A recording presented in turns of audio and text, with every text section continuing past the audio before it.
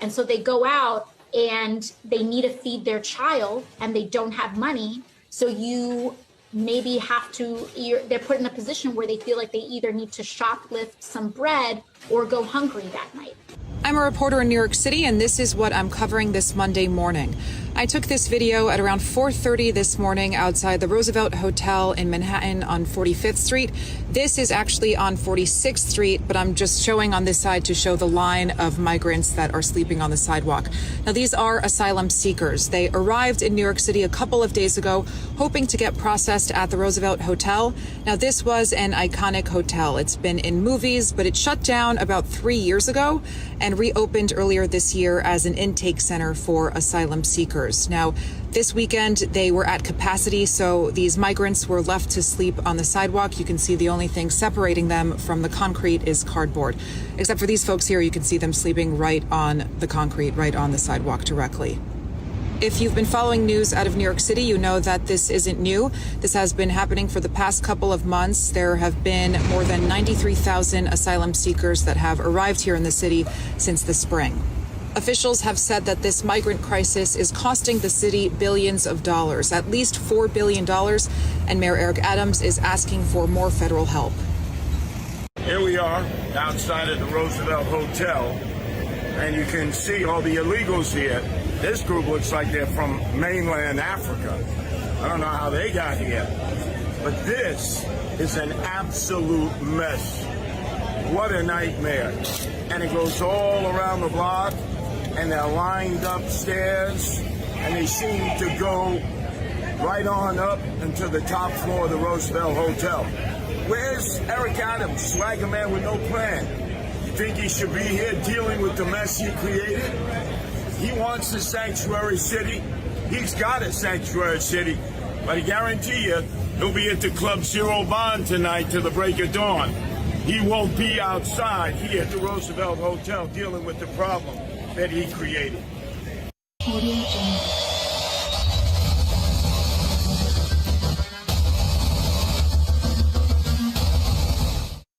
Everybody knows something's up. Everybody knows. That is not normal. Everyone is looking up, wondering why the sky is split. Look. Sky is broken. And everybody knows something's fishy, don't you? It's fishy, ain't it? You know, that's the first time I ever seen this. That's right. It's fishy.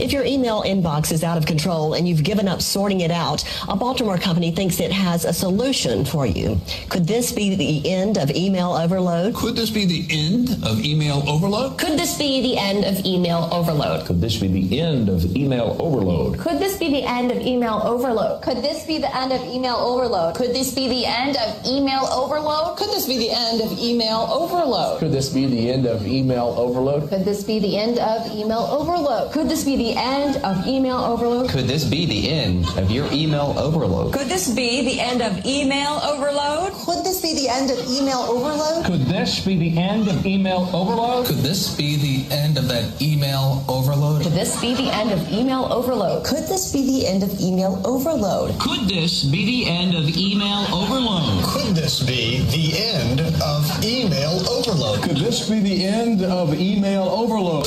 Tonight on the Curse of Woke Island, Anheuser-Busch is practically giving their beer away amidst declining sales. Could it be that people are sick of corporate woke agendas and the world's largest brewing company is royally fucked?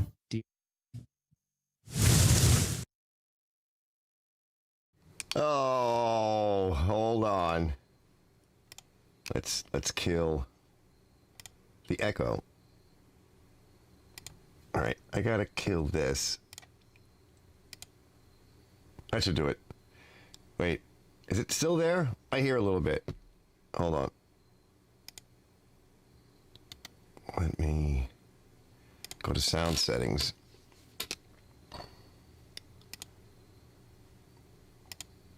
I'm a little late, so bear with me. Do it.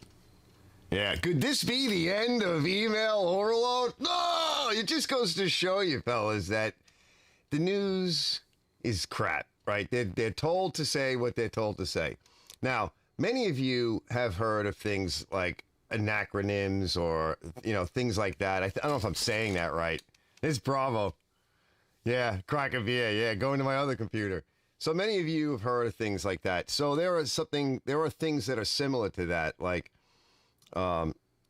enumerations and like some people are illiterate, right? So some people are enumerate, means they don't understand numbers well. Well, let me turn this ISO down a little bit. Well, the news is kind of like an alliteration or something. I'm not sure what I think it's called more of an initialization or initialization. So it's not really an acronym. I think it's the correct way to say it. It's not really an acronym. What it stands for is North, East, West, and South, which is a broken compass, and you will never find your way with a broken compass. And that's deliberate. Okay, it was done that way long time ago to confuse the population. They give you a little bit of truth with a whole lot of junk, and they do it in 15 minutes to a half an hour. Brought to you by Pfizer, right? So it's just crazy. Brought to you by the highest paying entity, whatever that is. Let me get up from the top here, and I want to say hey to everybody. That's just, believe it or not, right? So, by the way, there's a little spot in there that I put, which is a rocket or something in the night sky, and there's this car driving, right? And at night. Well, that's my daughter and her ex-boyfriend, and they looked up in the sky and they saw this rocket thing or whatever. Well, that was supposed to be Elon, one of Elon's rockets, and it's not the first time that's happened. He's up to something. That thing is flying essentially and plowing into, well, what it looks like is it's plowing into a lot of water, because that's a rooster tail. That's exactly what would happen if you're skimming across the top of something with a lot of water. There really is no good explanation for that, because it's not coming from the back of the rocket. It's coming from the front of the rocket. And so sit on that and think about it, right? What is it plowing into? Why is it doing that? And I've seen this on YouTube, like in conspiracy stuff, right? Except now my daughter saw it. And I was like, yeah, it's too bad she couldn't, get in closer, but she's on her iPhone looking through the screen of the window, of the car window. All right, let's see. Jamie's here. Good evening, Jamie. Henry's here. And I'm here. Johnny Bravo's here.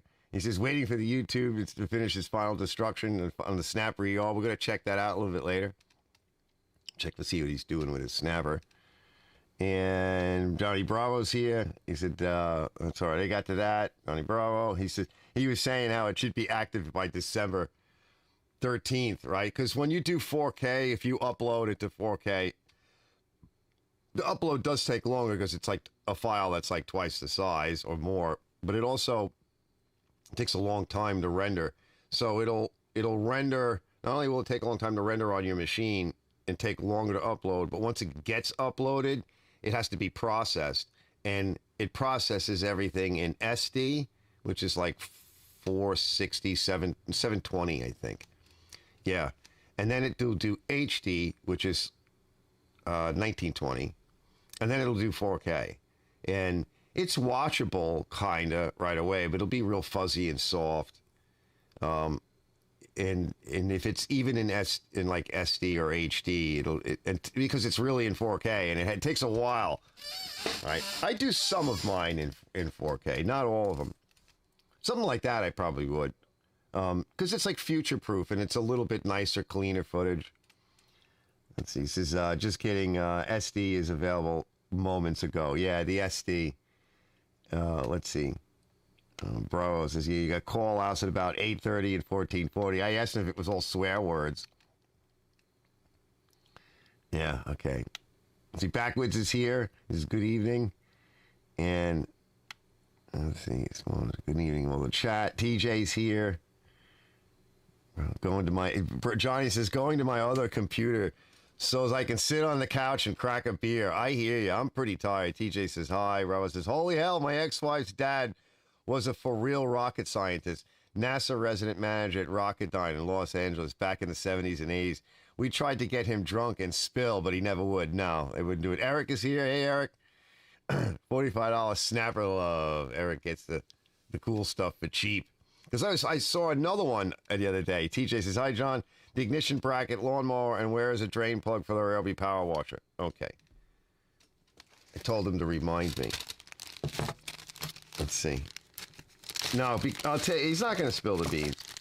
You know, because like we did when I worked for Grumman back in the 80s, I actually had a secret clearance at one point. There's two clearances. There's the general clearances are the green badge, which is, it's like a basic secret clearance, very basic. It's just to clear you so you can get into the building and go into the general areas and you can work on stuff, right? You can work on a lot of it. And then the red badge takes an FBI, investigation and clearance. They actually, in those days, sometimes they would show up in your neighborhood and they would knock on doors. So this is the bracket, TJ. This should be it. Does it look familiar? Right? So the where the wire goes in is over here. Right? This is the brake that goes up against the flywheel for the Briggs. And then the cable comes in here, snaps in, ties into this. And then it bolts down, and then when you pull on the handle, it pulls. Right? And that should be yours. And I got the bolts and the little wire for you. And where is the drain plug? I don't know. We got to look at that video and take a quick peek. It's going to be on the bottom. You know, it's probably going to be like either a hex plug or one of those, square with the flats. So what we're talking about is TJ's asking me because he wants to do like a winterization on his pressure washer. And let me see. I'm gonna go to what he was sending me real quick. I can't put it on here, but I can show you maybe. We just wanted to kind of cover that. So I'm going to ask how to change the oil and ask about the bracket for ignition. Yes. So I had him pick up this, and you guys might be able to see it. But normally I would just show it to you. It's a little bit cheesy. I would just put the file on my main computer and show it there, but I didn't do it. So it's awfully glary, don't you think? Why is it so glary? So the pump protectors, and he got the two, and the other one I asked him to get, Power Care pump protector. I want to see that one, plus the Stay-Bill pump protection. That way he could, or I don't know if he wants me to do it or if he wants to do it himself. He wants to put it away because it's a good time to do it because he's not going to use it. It's nice out. It was really hot. It's still hot in here. I might even turn the air conditioner on. I've been having a hard time getting the heat out of here. I'm hot, especially with all this stuff going on. Pump guard. This is it. What happened? Oh, look, he's sending me a picture of me. It's all blue. Why is it all blue? I'm like the blue man. Remember the blue people, right? They performed on stage. They were really cool. Blue Man or something like that. A friend of mine went to see that. Yeah, this might be a better pick. No, it's still horrible. It's because the phone is projecting light at the camera. Here's the other pump guard pick. Maybe this is the better one. No, it doesn't. Yeah, it's because the camera doesn't like the light coming off of the phone. Let's see. TJM, yes. Let's see, hold on. I need ignition bracket, so I got that. Robert says, I'm going to get my old A out there to get a PTO put back on the Craftsman tractor tomorrow. Nice. I would like to see, Robert, I would like to see you do a video, widescreen, and bring out, now that it's getting nicer down by you, because, you know, where he lives, it's getting nicer now. Bring out some of your cool machines, because you got a whole bunch of them that you keep really mint, and do a walk around for 15 minutes or so. You know, show off the fleet, because you have everything all nice and clean, and it's getting nice out. Just try to catch it where there's good light in a particular area, even if you have to move the machines around to like get better lighting. I think that would be awesome. Let's see, what did he send me? I know he sent me something. Oh, it's funny. What does he say? Well, he's got me in like a movie. Especially with all this stuff. You look cool on the big screen.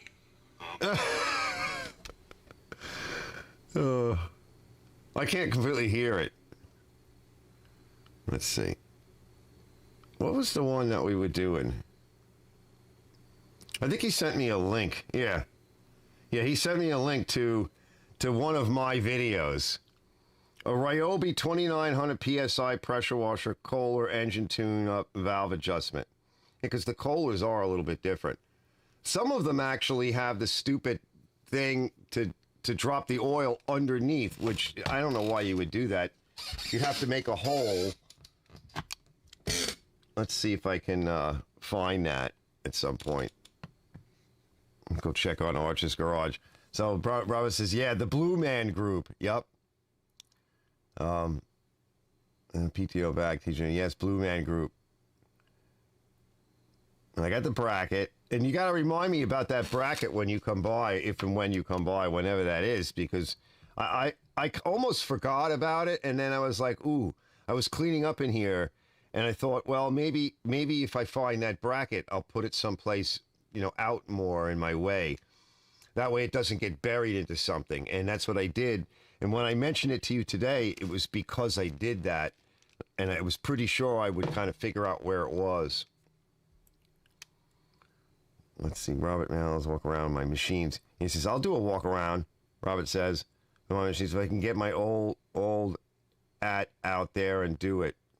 Your old at or ass? Robert says, talking with Monkey today, he wants me to do a vid of my dad's old 40s or 50s Johnson outboard motor. Ooh, that would be nice. I think I may have found memories of renting a John boat and running that thing. Oh, is that what you guys called it? We had... Oh, I'm going to be thinking about this throughout tonight. Captain Eddie's. They used to rent to all of us down here. And, yeah, I know what you meant, Robert. And Captain Eddie's was pretty cool. Yeah, we had these little... They were little John... no, I think they were little Evinrudes. Tiny little Evinrudes. He rented little skiff boats. You could go out and do some fishing, and nobody cared. I don't know whatever happened to that. I don't even know if they still do that. And we had the little two-stroke Evinrudes. There were probably a couple of Johnsons, little 40s and stuff. Hey, the Nut Farm's in the house. Hey, Arch. Messaged you a while back with the throttle governor linkage in my 60 Sears custom lawn tractor. I finally got it figured out by taking some screenshots off your videos. Did you? I don't remember. Oh, this is just, I mean, most of you fellas know, but, ooh, what is that? Insect is on my camera. Oh, fuck, he's crawling up in it. Come on, man. That's what Biden always says. Yeah, he's like crawled up in underneath a bracket. It almost looks like a roach, but I bet you it's a flying object. Roaches don't fly, but it's brown. And if it, you know, it's my camera, but normally I would take like brake cleaner, what I call bug cleaner. Psh, yeah, he just crawled up. You son of a gun. Oh, I'm going to freak out and take everything apart and be like, you know, atomic weapon. Yeah, it's up there. I want to eat some more of my pizza in a minute, too. I want us to check out some cool stuff. But I want to look for that video real quick to see if I can spot the oil drain. I didn't have a chance to look for it yet. What the fuck was I saying anyway? I don't remember. Oh, so, there's some people when they write me, which is why I wanted to show you guys something, which reminds me, which is good. Some people when they write to me, and I'm sure this is true for everybody, what happens is they must have a setting when you can only write to somebody if you have an account. And if you set your privacy settings on your account too high, what'll happen is that when somebody writes to me, I'll see it, but I can't write to it. I can't respond to it. It's not on the video, so it's not in the sections of comments. It only comes up on this little thing that we have that I can check, whatever. I don't even know what it's called. And I'll see it, but I can't write to it. So there's nothing I can do with those people. I can't help them. Which is why I was thinking about something like this. And I mentioned this last week. So let me open it up. It's called Discord. And the thing is I'm going to open it to show you. And probably my buddy Usha. Usha, are you there? Don't call. Sometimes he comes on and he says hi. Let's see. Because they can call. And I'll show you what it looks like. Hold on. For those of you that don't know. And I'll explain what I'd like to do with it. All right. Right monitor coming up. All right. So this is called Discord. And so this is just a bunch of the channels and people over here on the left, along with these icons for the channels. You'll see all the way here on the left. And you should be able to see it. You can zoom in on your phone or whatever. It's just a program, and you can put it on your computer, on your notebook, on your phone. For phones, it's an app. Blondie Stone says, hey, Arch, what did you do with your green Craftsman 10 horsepower? I have the same one. I bought it for $100. First vid I watched by you. Well, I sold it. I'll get to that in a minute. Remind me in case I wander off. Like I wander across the street like my dog does. So you see here there's some people, Steve S., that's Usha, Garfy Curve, etc. These are actually people with kind of like, some of them have their own channels. And so here's my channel, A for Arch or Arch Enemies. And I might rename it. And what's nice is, so on the left here, you have a general and a lobby, and you can make, I can make, or whatever, whoever's running it can make as many channels as you want. And you notice you can share links. You can go live. So, for example, if you guys come to my channel, click on it, you got to install the little program or app on your phone or whatever. And then if you have a question, I can make channels over here in this left-hand pane where my mouse is. I can have private channels. I can have channels that allow pictures or live. Even if somebody wants to donate, like, for example, if you have somebody has a complicated question, which a lot of people do, and they want me to, like, diagnose their machine. And it doesn't even have anything to do with the video they're watching, right?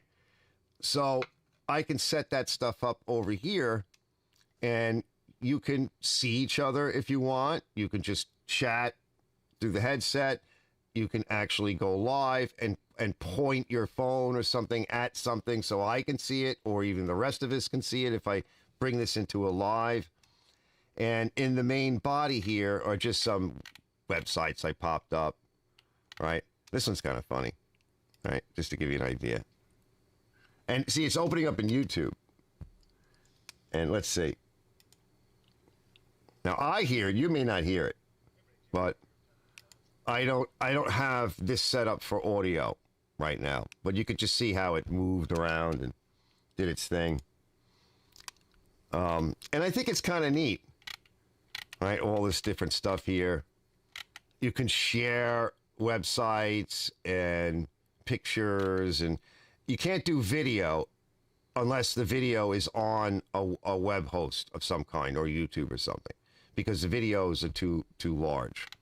So they call it a server. I think it's pretty neat. Yeah, with the that graph, right? Let me show you this graph.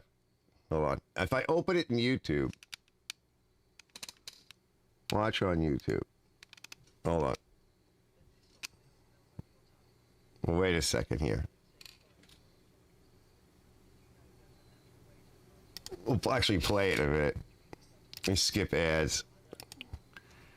So I don't know if you're talking about this one here, but this is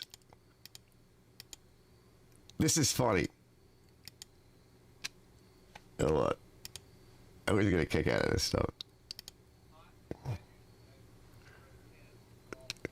It's about chicks. I don't think we're not hearing anything yet. Not sure why. The desktop audio was working before. Hold on. I'll check it. Stand by. Stand by. I was probably doing something different. Yeah, I see what it is. Here it goes.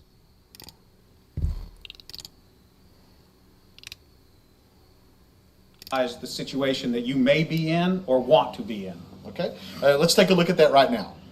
Okay, so this is the Universal Hot Crazy Matrix. It's everything a young man needs to know about women. I've developed this on my own over 46 years of living on the earth. So this is how it works.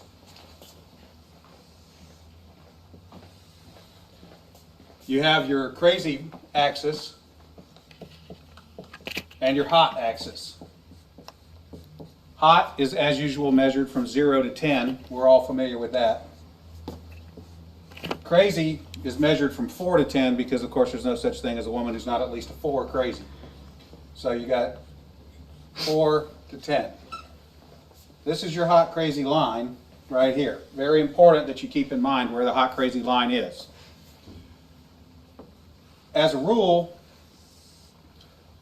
this is your no-go zone. We do not hang around and date and marry women who are not, at least in our mind, a 5.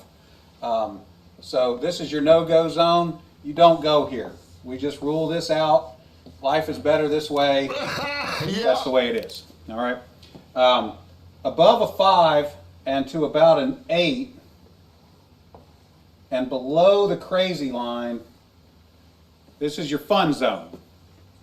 You can hang out here and meet these girls and spend time with them. That's your fun zone, but keep in mind when you're in the fun zone, you want to move out of the fun zone to a more permanent location. Okay? So that's the fun zone above a 5, hot, below an 8, hot, and below the crazy line. This means these are most of the time not crazy. Okay? Above the danger zone, above the crazy line, we have the danger zone. This is your redheads, your strippers, anyone named Tiffany. This is hairdressers. This is where your car gets keyed. You get a bunny in the pot. Your tires get slashed, and you wind up in jail. Now that we have some of the chart filled in, we got a couple more pieces to put in. But at this point, understand something. This is not a static environment. This is a situation where you have got to use this matrix over time to develop some reliable data. It's like a dope chart, okay? Because at any moment in time, any woman that you have previously located on this chart can vanish from that location and appear anywhere else on the chart. So what you have to do is over time collect some data. And once you have a cluster of data points, you can begin to consider that reliable. Now, moving on, you have this zone here. This is below the crazy line, above an 8 hot, but still, about a 7 crazy. This is your date zone. You can stay in the date zone indefinitely. These are women that you introduce to your friends and your family. They're good looking and they're reasonably not crazy most of the time. Okay, so you can stay here indefinitely. Now, above an 8 hot and between about a 7 and a 5 crazy, this is your wife zone. Okay, when you meet this girl, you should consider a long-term relationship. She's a unicorn. This zone is not scaled to size. This is a representation and not an actual. This is not a pie chart showing you how many of these people are out there. This is simply a representation of what you're after. You want to be 5 to 7 crazy, above an 8 hot. That's your wife's zone. Okay. Now, below a 5 crazy and above an 8 hot, this is your unicorn zone. These things don't exist. If you find a unicorn, please capture it safely, keep it alive. We'd like to study it and maybe look at how to replicate that, okay? So I was explaining this to a guy one time, and he said, wait a minute. I met this girl, and she's like smoking hot. She's like at least a 9, and she's chill. She's totally cool. She's like not even a 3 crazy. I said, you're telling me you've met a girl, she's a 9 hot, and she's like a 2 or a 3 crazy. He said, yeah, man, I like her a lot. I said, you should be careful. That's a dude, you're talking to a tranny. No!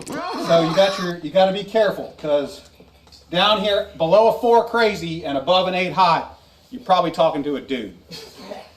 That is the universal hot crazy matrix.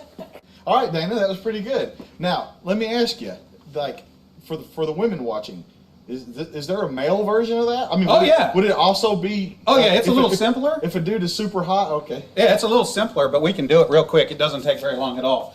For women, this is your matrix. You got your cute axis, and you got your money axis. Okay, and if you have, there's only 3 sections. Women have a very large no-go zone.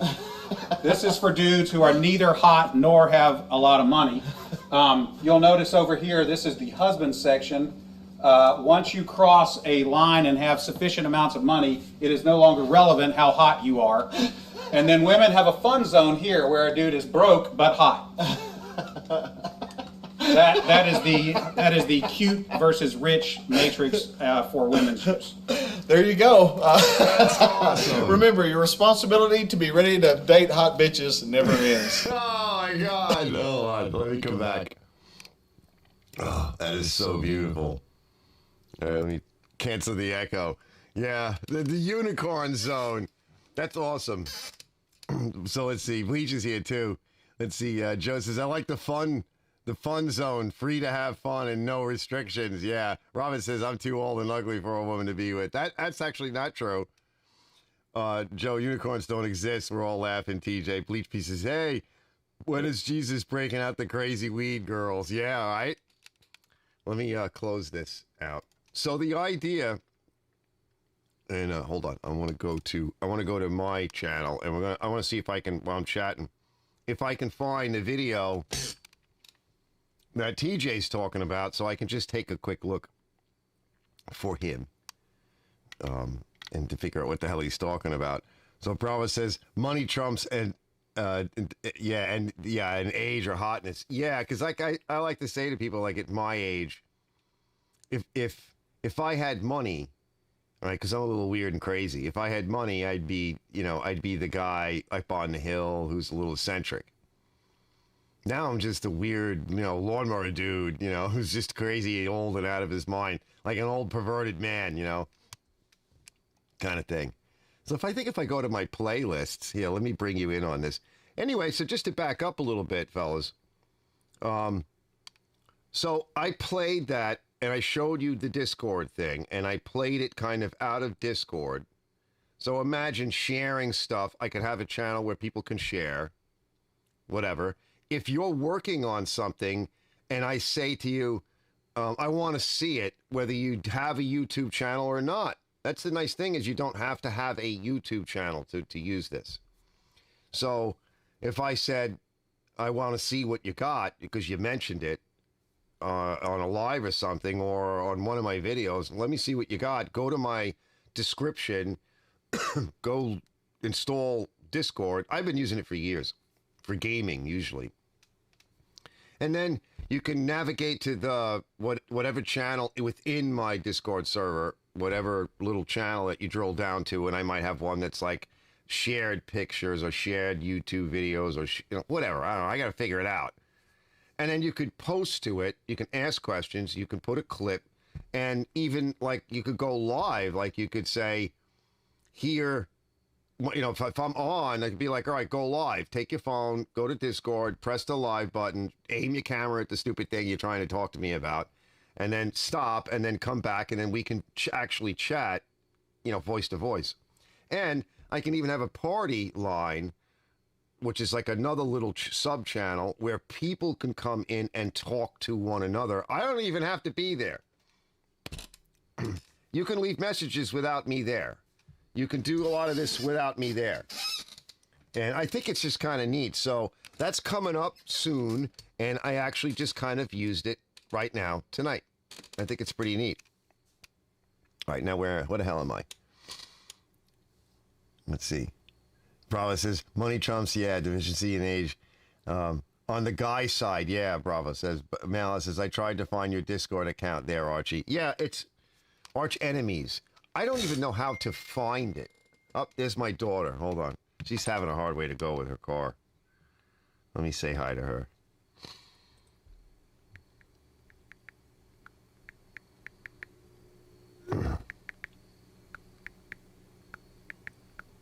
Makes a lot of noise. You hear all that?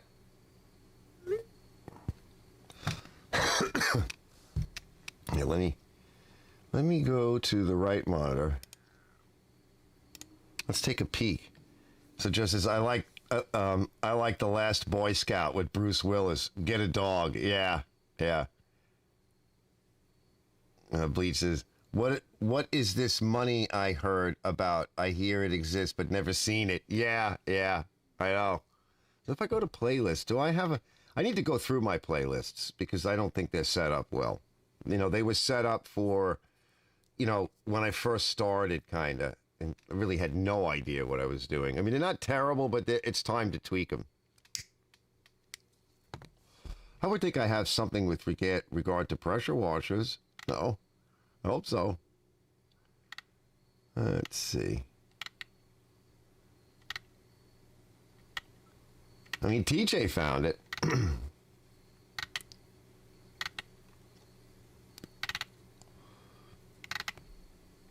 Well, maybe I don't have one for pressure washers. Here it is. It doesn't have a good icon on it. That's why. All right, full playlist. I think this is it. This is the Ryobi thing. Yeah, with the Kohler.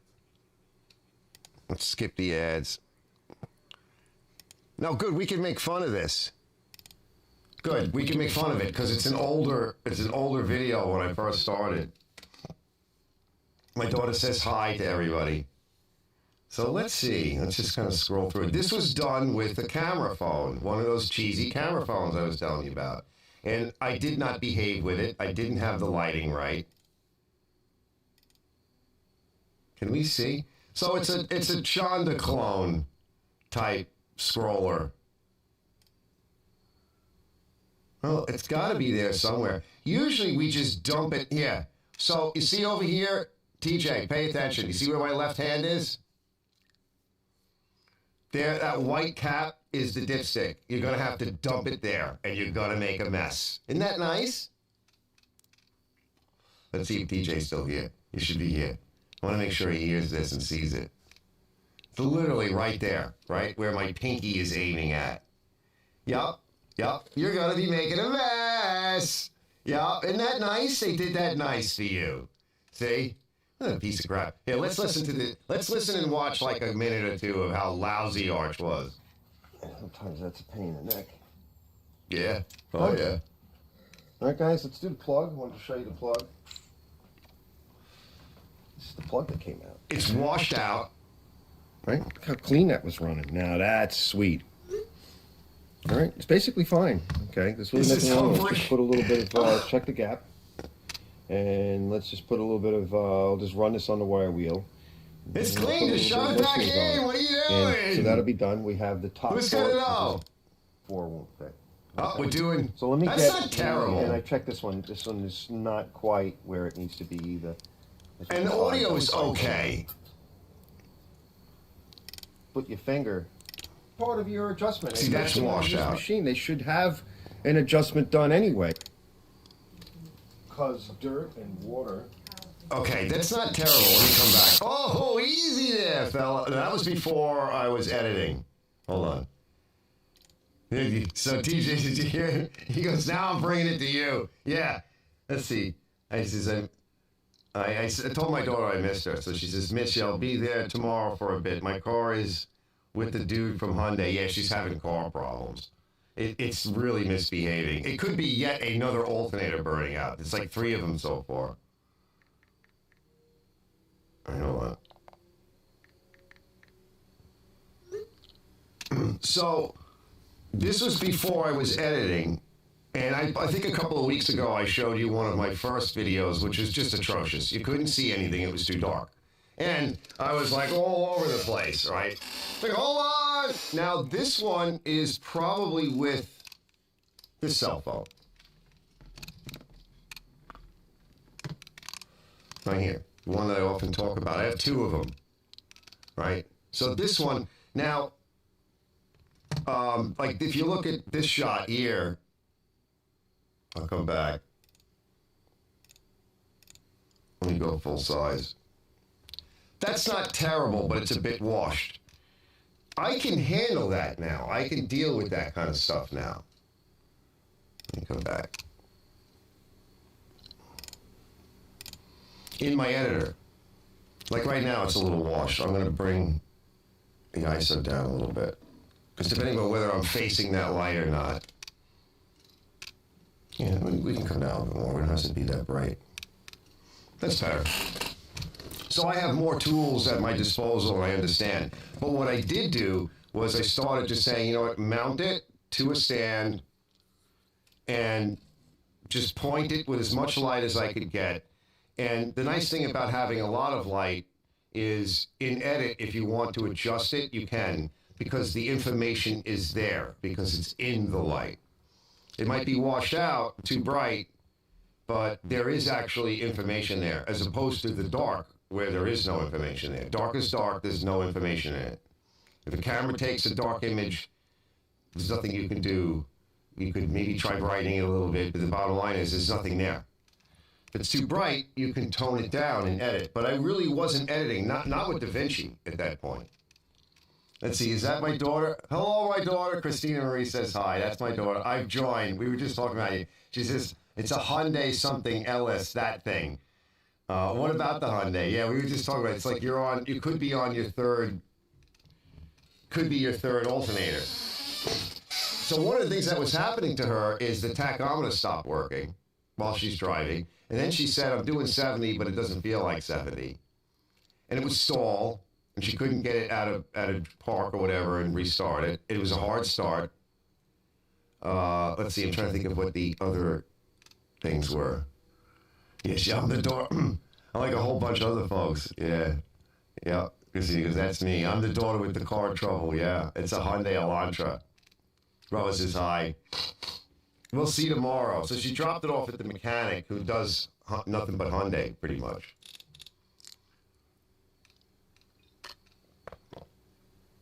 What else was happening to it?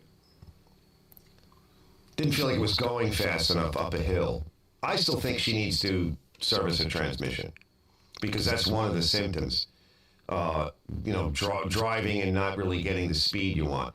Now, somebody said crank sensor, but I'm not so sure about that. I think there's something else going on. Because the crank sensor, it could be because the tach, but I don't know if the crank sensor is connected to the tach. Usually tachs are not necessarily connected to something like that. Although in the old days, we connected our tachs to the distributor. Even when like HEI came out, we still connected it to the distributor. And effectively, well, the crank sensor is the distributor. So if she's having with the tach, the problems with the tach that could be related. Let's see. Today's RPMs weren't going anywhere. Yes, he said, last night I stalled the red light. Today RPMs weren't going anywhere, but my car was running. before my last new alternator, my car died on the highway. Yup. And DJ asks, what do you drink there? Moonshine? Are we drinking moonshine now? No. It's not moonshine. Well, it looks like urine, but it's not urine. It's just water with a little bit of tea in it. Fresh tea. Almost out. Yeah, how many? 136,000. Dad, the Hyundai mechanic said it could be the crankshaft. Yeah, it's the crank sensor. Could be. That's very possible because the tack wasn't working. Bravo says my little Sentra has cam position sensor and a tack from the distributor. Aftermarket issues. OEM replacement fixed it. Yeah, I would think that that the cam sensor is really where you're getting the tack reading from and not the crank. But I don't know. I don't know these newer cars. I just don't know. I mean, I know a lot about mechanics and cars and stuff, but like a new Sentra thing, I don't know anything about it. It's all a mystery. I'm just going by what I know of electronic control systems. I have no idea what it means in one of those little things. The motor runs smooth and just quiet. It's like you can't even tell it's running. I was in it last night, and I was like, are you sure it's running? It was really quiet and smooth, especially when it's warm. Yeah, it's vitamin P. Yeah.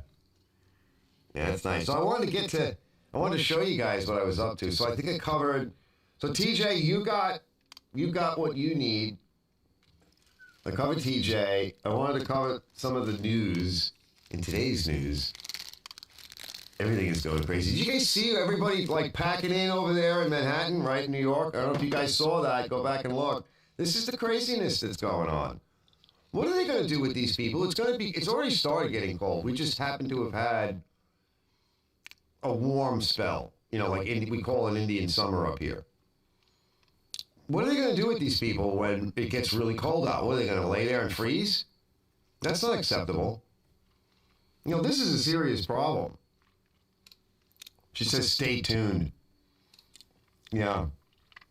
It has been. When these cars get older, her mother and I were laughing a little bit about it because you guys know, right? Because a lot of you guys are around my age. The cars we had when we first started driving and when we were young, she's 23. You were lucky. The one I said, I reminded Veronica that. I said, you remember when like people used to put like little like bouncing Jesus or the Mother Mary on the dashboard?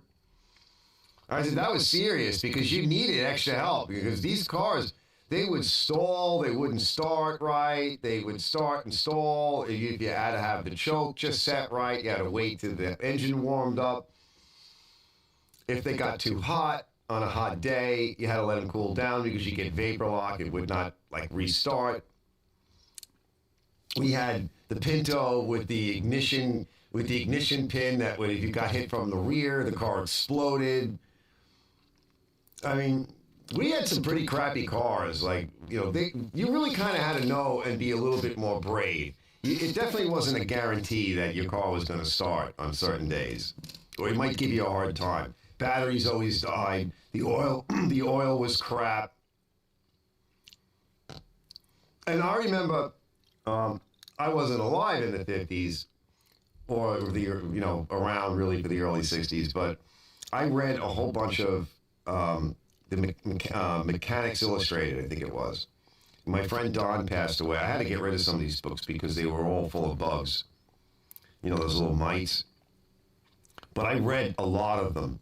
And there was a series from this one mechanic he would write in on a regular basis. And it was pretty common for people to sort of show up at your house and work on your car, especially if you had a garage or something. And in the early 50s, it was very common to have to kind of like remove a cylinder head and go over it and kind of recondition it and put a new gasket on and all that at around 40,000 miles, right? 20 to 40,000 miles, which if you live like where I live, you're going to put that on in a year, maybe 2 years. So even if like you bought a used car and it had, let's say, 20,000 miles on it, and it was in nice shape, within a year, the mechanic would be taking half of your motor apart. Not to mention the constant tune-ups you needed to keep the thing running, because if you didn't tune it up, it was starting to fart, it would blow smoke, it wouldn't start properly, wouldn't shut off. You know, it was just foul the plugs, you'd have to pull the plugs out. It would wear the cylinder walls, it would shit up the oil. I don't know if you guys remember any of that, but Florida says it's warm in Mexico. Yeah, and so if you're in... if you're coming from Mexico to up here, well, they come from down south. In fact, Curtis Sliwa, the second one that you saw, that's Curtis Sliwa, up in New York a bunch of years back when I was younger, right? He started this group to clean up the city. And they were Latinos, mostly of Mexican-American descent, and Puerto Rican, because that's what was there then, mostly. So he started the Guardian Angels, and so he was the head of it and still is. He's Latino, and notice the people behind him there. Well, we call them Latino, but that's not a word, for God's sakes. It really isn't. It doesn't act. And he was saying, I don't know where these people are from. They look like they're from Africa. Yeah, they're coming in from China. They're flying them in. They're bringing them in every which way. It's a UN thing. The UN is doing this. The UN is deliberately doing this. There's nothing to do with the Biden. He has no say in any of it. He's just, because he's all in. It's all part of this green agenda, right? One of the reasons why they're doing it is because they have, people say, well, they want to try to buy their love. The Democrats want to buy their love and get all the votes. I don't think that's going to work, especially from the people from South America. They're not going to like that. They're very conservative. They'll take some handouts for a little while, but they won't keep doing it, because I know some of these people. I think the other reason is if you look at the birth rate in the United States, now it's in the toilet. It was for a period of time, like when I was having my daughter to sometime more recently, the average birth rate in the United States was 1.5 to family of two parents, right? They weren't even replacing themselves. So I have a daughter. I have one child. Yeah. So they said, I think it was like 1.5 something. And it's you think, well, how could it be, right? Because a lot of people don't even have children. And occasionally somebody will have two. It's pretty rare to have three.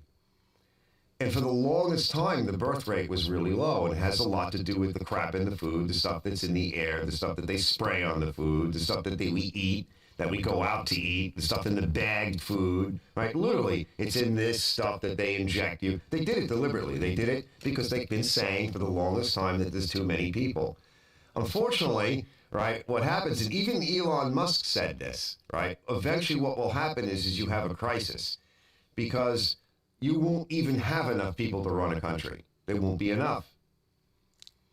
And then what? Because then the powers that be, the elite, don't have, the cattle to kick around anymore, right? To get to do what they want them to do. There just won't be anybody. So they shoot themselves in their foot. Meanwhile, they're killing us.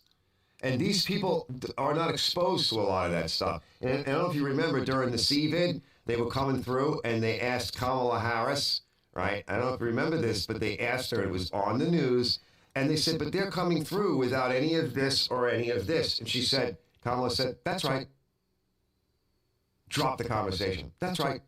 They don't need any of this. They don't need to have this. Really? Yep. Yep, that's right. Yeah, what a game they play. Anyway, I want to move forward. Let's see, Rosa. Let's see, Christina, Dad. Wait, hold on, I want to back up. So, Blarney Stone said that. Robert says, automatic choke versus manual choke. Back in the day, damn, I'm getting old. Yeah, I don't know, because you had to get that automatic choke set right, but once it was set right, it was pretty good. I still like the automatic choke, even on the Briggs engines. They work good. Christina says, Dad, Vincent, who's an NYPD cop, when he works overnights, a lot of the times he protects the immigrants they're bringing in here. Yeah. Somebody has to protect them, because, you can't just bring all these people in and have chaos. That's not fair. Johnny Bravo says, I feel for those immigrants. Most of them, their countries are imploding and they think it's worth the chance to come here. Horrific no-win situation. That's exactly right. And the reason why the countries are imploding, again, this goes back to the UN. This is all intentional. It's forced migration is happening all over the world. It's all deliberate. And that's also what this new war is all. Well, two new wars. Yeah. Let's just have two of them. Yeah. It's crazy. It's all people don't do this. Governments do this stuff. People like you and I and everyone else and those people, they're not interested in fooling around and doing all this. You think they want to be this far away from home? Most of the ones that I know of that are here, when they work and they start finding jobs and they start working, they send a lot of their money back to their families. So they not only have to pay the rent and try to get a car and do all of this stuff. That's why they live the way they live when they're here.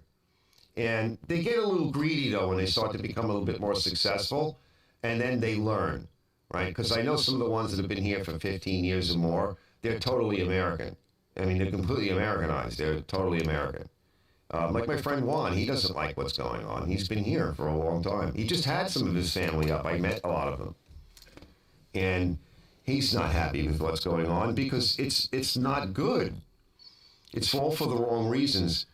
But, you know, again, they have to send money back because if they don't, their family will, like, starve.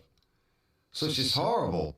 But when they're here longer, they realize that they were played. They realize what the deal is. They realize that they want more of the American dream. They realize they're starting to get it, right? They change. They change. It just takes a while. And their kids change them, by and large.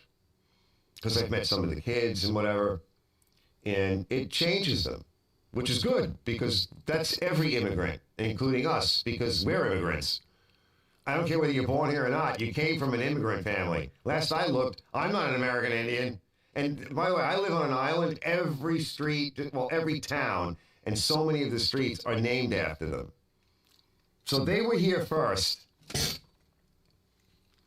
Let me go forward. Yeah, I got some echo. Yeah, good. Thanks for reminding me. I always got to remember to turn off. If I play something on one of these monitors, whatever, I have to turn the audio on, but I also have to go back and turn it off. And I haven't figured out a way to either like do that automatically or like a macro or I don't know, something. There's probably other ways of doing it, but that's what I have to go through. Let's see. Bonnie says, but thanks, Robert. He goes, I'm from Massachusetts. We are, yes, busting at the sea. What do you mean sea? Because I know there's a lot going on there. Or at the seam, probably, is what you mean. Christina Marie says, so true. TJ, when is a good time to bring that power washer? TJ, I'll be around all next week. You know, I'm always, where does Arch go? Right? They don't let me out. This is like a big cage. Because I don't have any money to go anywhere. Let's see. Hey, Brett. Good evening, Brett. You missed the fun earlier, right? That was funny. Some good stuff. So welcome. Joe says, some politicians run for a good reason, but get influenced quickly. Yeah, because it's so corrupt. What can they do? We have a few good ones. But mostly it's show because it's a game and they really can't do much. How are you going to fight the UN? The only way you can fight the UN is that we have to fight the UN. The politicians can't do it because they're paid off. They're pressured. You know, their hands are tied. But I'll tell you what they are is even ones. Oh, wait, is that insect? Yeah. Yeah, I think I got it. I just crushed it. And it's all on my finger. Hold on. That's gross. See, I told you it flies. I just crushed it. Let me go rinse my hand off. What did you do? Look at this thing. Round two. So same fella that has the Sunstar variant. That's mine. All right, we're going to drag this off. We're going to get a good look at it. So, Arch, what the hell are you doing? Listen, fellas. All right, we're playing here. So look at this, right? Focus on it. Don't just focus on that, but focus on this, right? So this is very similar to what we would use on the Sunstar. And so the thinking is can we modify this to fit the Sunstar? So that's a possibility. But right away, you could see here, look at these nice weights, right? He didn't pay much for this. What was it, like $160? $160. Yeah, I mean, where are you even going to get nice steel weights like that? And these chains are really nice. So you got more chains. Look at the lock on that. And you think, oh, they're all rusty. First of all, they're not just rusty. Look at the size of these chains. And so you got all these weights. You got the chains. We don't know how good these tires are. Even the person, I actually saw this ad on Marketplace. They might take air with a tube, might work. And then I'm looking at this here. That's kind of a neat setup. I don't know if I can use that or whatever we can do with something like that, but more weights. So the guy turned this, whatever you want to call this, 2-point, 3-point kind of style hitch into additional weight. So there's more weight there.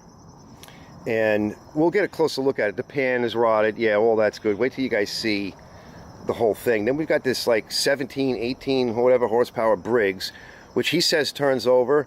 And we're going to see if we can kind of breathe a little fire into this thing a little bit. So we're going to get it off. We got flat tires. That one I think has a hole in it, yeah. So we'll drag it in the back. And we want to just see if we can just kind of breathe a little life into it. He says it turns over. We'll throw a little bit of fuel at it. Throw a little spark at it. He says the spark is weak. At least we can turn over and just kind of watch it. And then you have all this transmission stuff back here as well, and all this steel, which could all be useful. And these are really cool. They're great. Aren't these nice? Aren't these just like so cool? On like it went on yeah, that one went on. Oh my God. And it's just kind of neat. Look at the steering wheel on this thing. So what is it again? It's what brand is it? Simplicity. Okay, this is a Simplicity as well. So it's just an older Simplicity. Simplicity. See the S? Yeah. Look at the Sovereign. The Sovereign. Right. When we were sovereign. I think they said like it was the 60s when we were last like more sovereign than I think it was. the freest generation. Right? The last of the generation. Look at the size of this pulley back here and the belt that's on it. Look at that. All right, so let's go drag it off. And we'll drag it in the backyard and we'll find a quick spot for it. And we'll see if we can breathe a little life. Yeah, no need to, right. You don't need to cover this one, right? I wish somebody did. It wouldn't be so rotted. Yeah, Leah, grab the thing here. We'll lift this up real quick. Let me see if I can grab it. If you guys just get a quick peek. Look at those chains there. They don't even have flat spots on them. I know. A little bit right there on that one. See that? Yeah. Little flat spot there. Yeah. Perfect. I mean, this actually probably, my guess would be, you fire this thing up, it'll drive. What would we do with this, like, after the plow is gone? I don't know. I'm wondering, like, it could be for sale. Like, you could sell it as, like, a parts machine, I would guess. Somebody could use it. Yeah, because shift that a little bit. Just throw it. No, it doesn't even move. It doesn't? It doesn't move. It moves back and forth a little bit. Goes, yeah, see? Oh, yeah. So that I'm guessing that's got to go this way. All right. This is stuck forward unless there's something I don't know what's... yeah, well, there's this down here. I wonder what this is for. Push a pedal. I don't have a clue. All right, we got to get to know this thing. All right, let's close this. Let's get to work. It'll be fun. Yeah, it'll be fun. Yeah. Good times. Yeah, totally. It's just the investigation begins. He does say... Got a little dent in it. Yeah, look at the hood. So I think there's like parts here. Yeah, that's a whiskey dent. Yeah. It's no big deal. Probably a tree fell on it. Something fell on it. You know. I think if we could breathe a little life. He says that the oil is really overfull, so it may not be water, but it could be gas, or it could be water and gas. Definitely no water. He says no water in it, but we'll spin it over and see. And if it starts to fire, and like we actually can get it run, then I'll shut it down, and I'll have to put like good used oil in it or something just to drain it out, just to see. Because you wouldn't want to like have it run over full. That could damage the motor. But if it fired, well, let's just get it off and before we start dreaming down that road. All right, hold on. Turn off the echo. All right, I think I got it. I screw up a little bit every now and then. I can't help it. So I should be on. Yep. Because I don't actually have this monitor over here. My confidence monitor is set up for shooting in here in the shop. And I should remember to change it from preview to live. It really isn't a live monitor. It's more for setup. Unfortunately, the only thing I can really see what's going on live is this monitor in front of me, which is the setup window for live shows. And it winds up delayed considerably. I have to refresh it every now and then. So that's a 1966 Simplicity Sovereign. And it seems to us that it's a little background story. So these days, here we are in 2023, almost 2024, there's not that many farms out here anymore. There still are some out east. Yeah, there's still some space out east. At one point, all of Long Island was a farm and a fishing community. That's what it was for. And then things started to move in. My area here was one of the first towns. My cemetery behind my house is from the 1600s. It actually predates the Revolutionary War. In fact, this shop here, although it fell down, it was around the time of the Prohibition. And I redid the floor here, and there's a little basement with a trap. There was a trap door in the floor, kind of hidden, and that's where the booze. It's one of the places that the booze was held for the local area. Coming into docks and in Sayville, and they'd bring it up. We had a little trolley, too, an electric trolley, and the guy that originally owned this house, they called him a square dance caller. Okay, you know the names that they had to use then. And then, yeah, you could clear out this whole building and had a beautiful oak wooden floor. No, it wasn't oak. I think it was, everything was yellow pine, southern yellow pine. So that's a little bit of the tradition. And so still a lot of farming up until maybe even the 80s, right? And you had a lot of places here with farm stands out this way.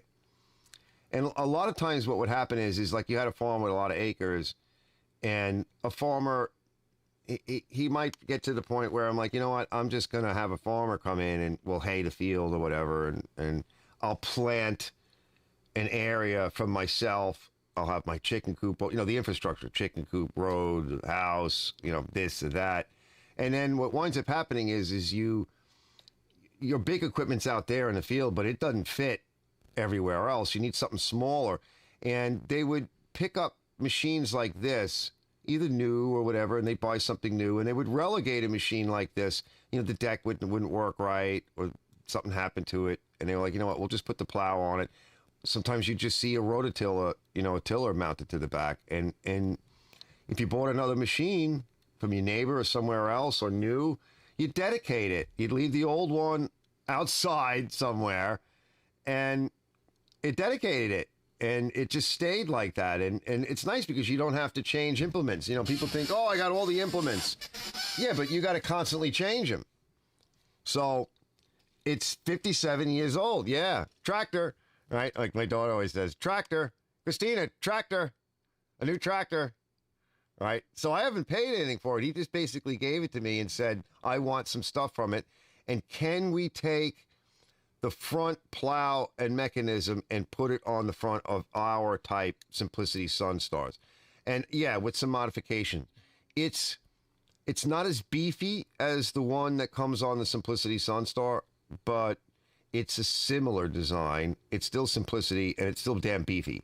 And with a little bit of welding and some bar stock and stuff. So he knows. I said, you know, he kind of works like a lot in the city, and he's exposed to the trades, and he's into trades. And I said, you know, here's what I want. I do have some steel, but here's what I want. So find this. Just find, I don't care if it's rusty or not. I don't care if it's welded, attached to something else or not. Just find this stuff. And when you get a chance, drop it off. And we'll get started on it after we get the Sunstar running. So I'm going to show you some more footage. We're going to try to get it running. So let's see. Joe says, love your content. Thank you, Joe. Joe wants to know if I ever run through my gallon on ethanol-free gas mix this year, I request a basic mix video. Yeah, that's interesting. I did a video on how to remove ethanol from your gasoline, because I do it constantly. It just, not only do I pull fuel out of all these old machines, they usually have water in it, and that right there pulls the ethanol out. But sometimes I just do it anyway. Especially as I get towards the end of the year for some of my machines that might be sitting and I might forget because I get busy. I'll mix it up in, I have the bigger mason jars, but this is just a small one. So I'll just pour some water in there. It's nice though if you put a little bit of dye. I have some, you know, like for coloring eggs and stuff. Food coloring. Because it's easier to see. Oh! Hold on. Hold on. I just got an idea. I gotta find it. Hold on.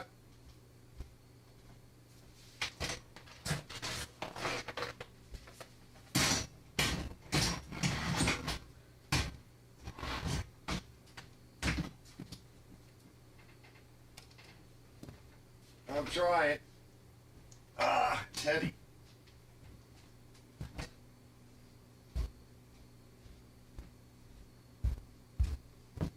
So I wanted to show you fellas And I'll get the other one. You've seen it on my channel.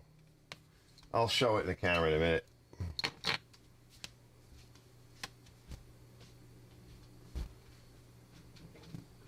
Let's see if I can find it. Here it's coming.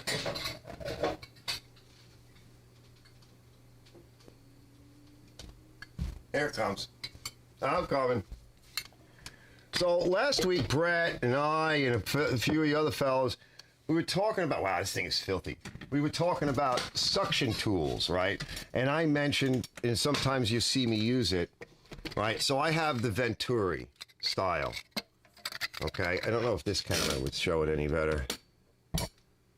So this is the Venturi style. And connects to your air hose. And it's just a Venturi, but it uses up a lot of air. And then what I do is I modified the end, one long hose, one short, and it goes to a mason jar. And I sealed the top of the mason jar with black RTV because the stuff that they use will fall apart. And basically it just separates out whatever I want, right? I can suck anything out.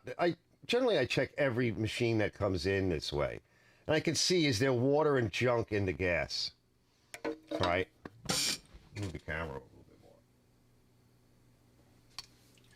So that's pretty much a rule of thumb. But I can complain that it's not very good with oil. That's not what I really made it for, but it's not really good with oil.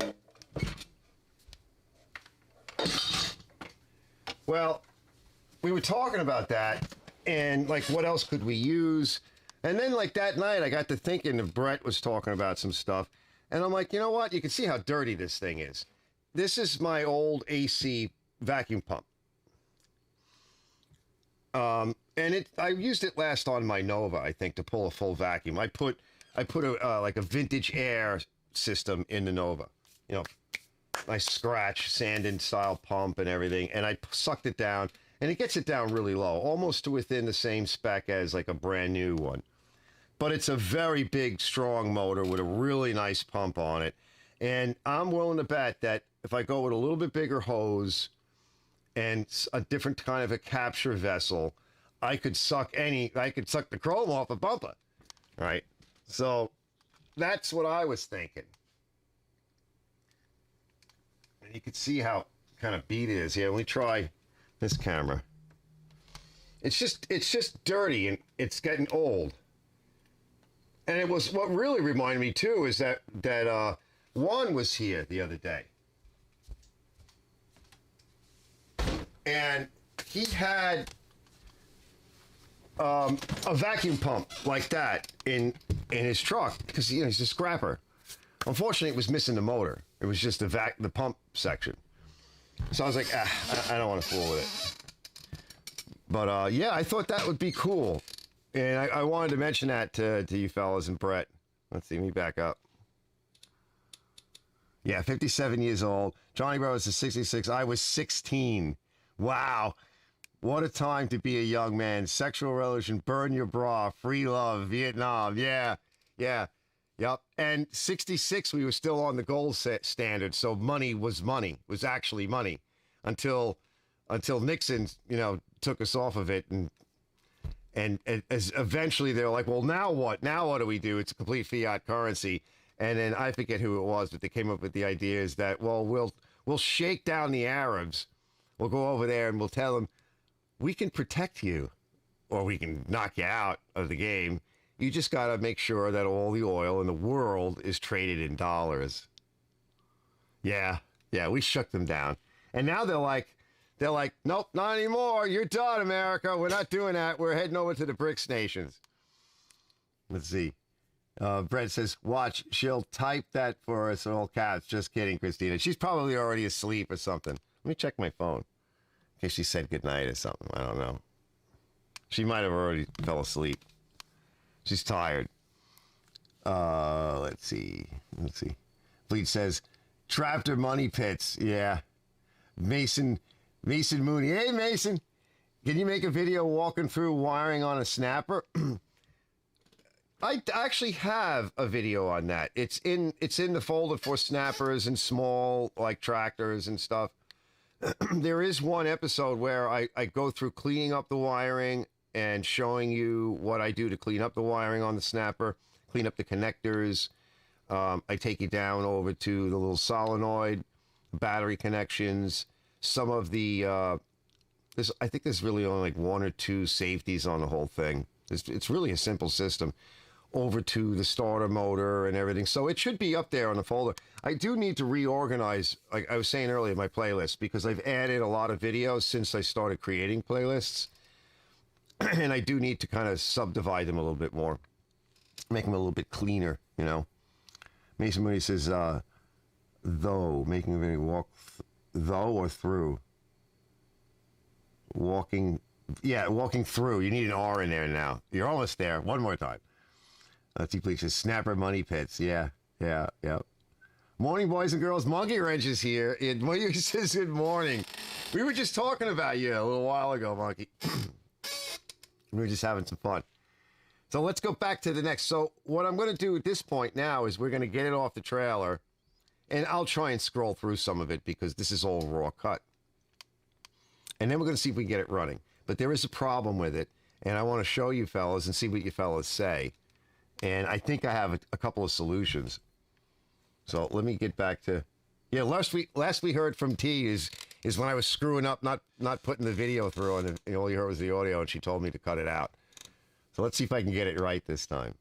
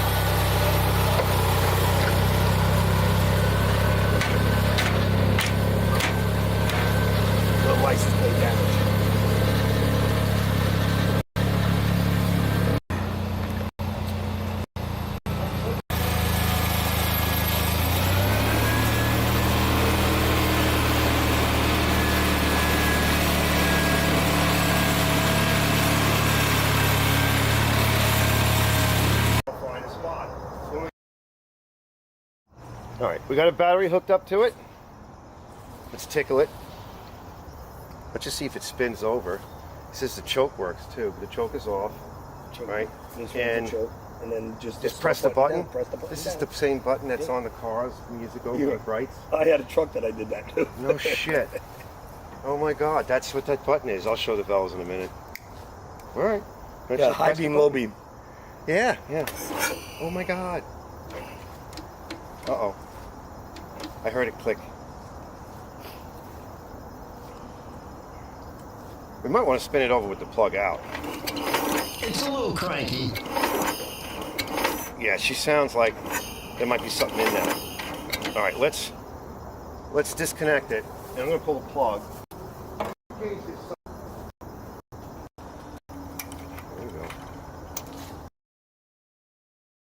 This is the cheesier camera.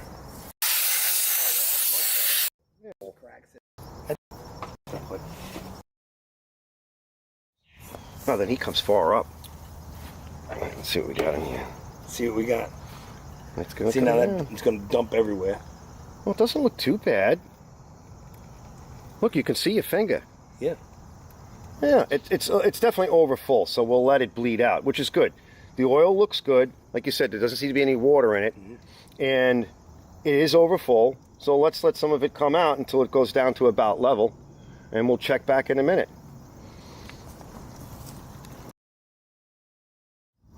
All right, that's good enough. We'll leave it like that. Much came out, but my thinking was if it was really over full, it could be putting pressure on the backside of the engine.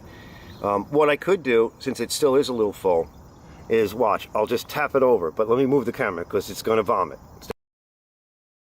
It jumped out at me. Yeah, I bet. So he's saying, Mike is saying, fellas, that more came out in his trailer when he first went to check it. So there was a lot more in there. All right, we're just going to hit it quick because it's going to vomit, and hopefully it doesn't go on the camera. Just a quickie. Okay. Oh, that should do it. Let's. She's a few. One more. A couple of threads below. Oh yeah, that was a big. One more. A couple of threads. Let it drip for a minute, then we'll retest. See if we see any spark. Uh-oh, hold on. There's shit connections down here.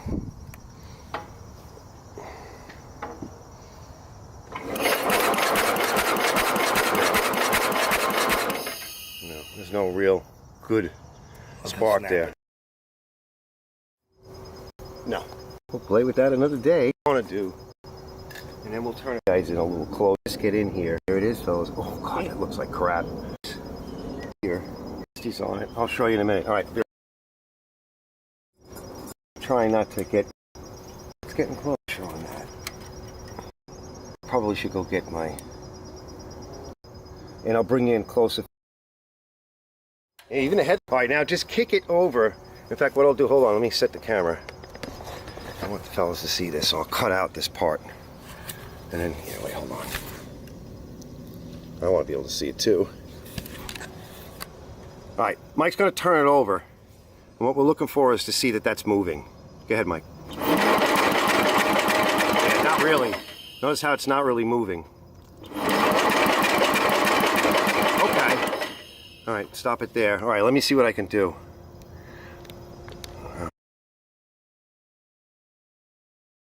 Alright, now hold on. Alright, so I showed you that actuator, and I pull it out, I think, in the next segment.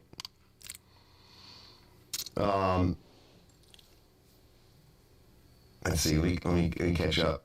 Yeah, Sunstar does make a nice tow vehicle. Brett says, I bet first gear is really torque bound. Yeah, oh yeah. Robert retracted it. Robert says, Hydrolock, 3 diamond fire spark plug. Yeah, I put whatever spark plug I had laying around because the one that was in there was the wrong one. Totally. But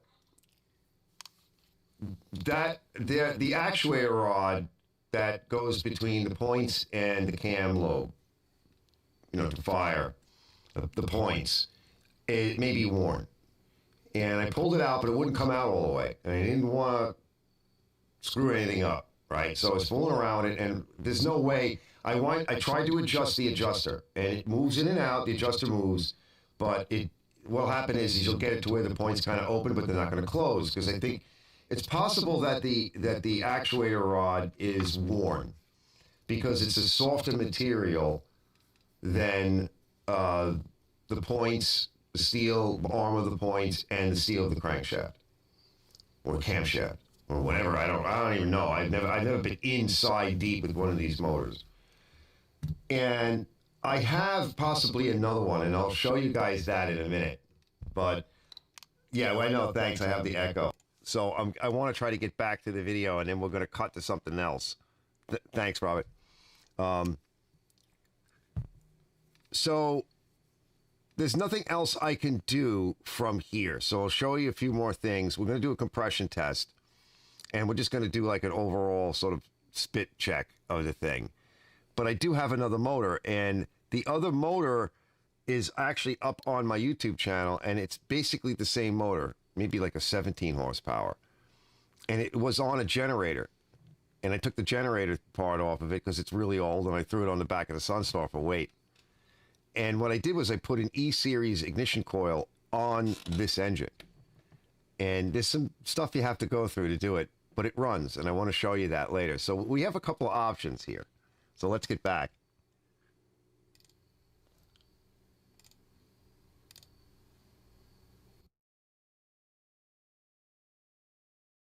So that's a rod that's... It's a little push rod. It's right on a cam, which is in here. Yeah. Right? So we turned this motor over by hand, and we're guessing, right? It looks like the valves are closed, but there's no way for me to tell you exactly where we need to be. But I can tell you that these points are not opening enough. So what we need to do is up here, there is a nut, and that's a jam nut. We're going to loosen up that nut, and then we're going to turn this screw in or out, right, to move this whole assembly to open up the points a little bit more. And if we get a little bit more opening, I'll gap it to roughly 20 thousandths or whatever, and then we'll check for sparks. So it doesn't really have a way to turn the video on. Well, keep going. This is the push rod. And I don't know if it's broken or if it's just missing a lot. It looks like it got chewed up. But it's a little stuck. And we'll see. If you turn it over, go ahead, turn it over. It's bumping it, but barely moving. So I don't think there's enough movement on it. It's moving, but it's very little, and it could be the cam lobe is worn. Right, because there's a little cam lobe that rides on. Go ahead, do it again. Very slight. All right, let me put it back together and see what I can do with it. I don't think we're going to get spark. Oh yeah, I can't see if I'm in the shot. All right, give it a kick, and let's see what we got. If we don't have too much glare. Oh yeah, fellas. Yeah, she's trying to make a little over 50, 60. Yeah. What should it be? Well, it would be nice if it was 100, but that's good. That's good. So I'd say we can't get it started. There's no spark, and most likely there's something wrong with the cam, but I actually did a video on putting in electronic ignition, so we'd have to take the motor out for that. But it seems like the motor is in pretty good shape, but we'll talk more about that later.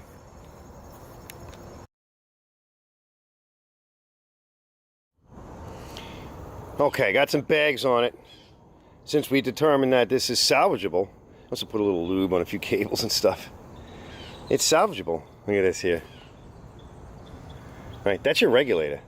Now, I believe something's obviously wrong. Probably with the actuator for the points riding on the cam. By the way, this light works. One of these lights work. These are awesome. I want these. We're gonna. They look cool. So we bagged. That should be stable enough for now. She's going to be kicking around. See, look, right? That works off of this lever here. So I'm thinking it's either deck or implement. It's stuck a little bit, just a little. So it's sticky. Everything is going to be sticky. I think that's kind of neat. We'll pop the hood back on. That'll deflect some of the horror. Let me see if I can put a little air. I don't think they hold air, but we'll put a little air in, whatever. I think the front tires are done. One's got a hole in it. This standard fare, though, it probably have some stuff laying around for it. But we don't care, right? We got the tractor's holding it up. So we'll kind of leave it like this for today. And I'll just noodle with a couple of things. It's pretty neat.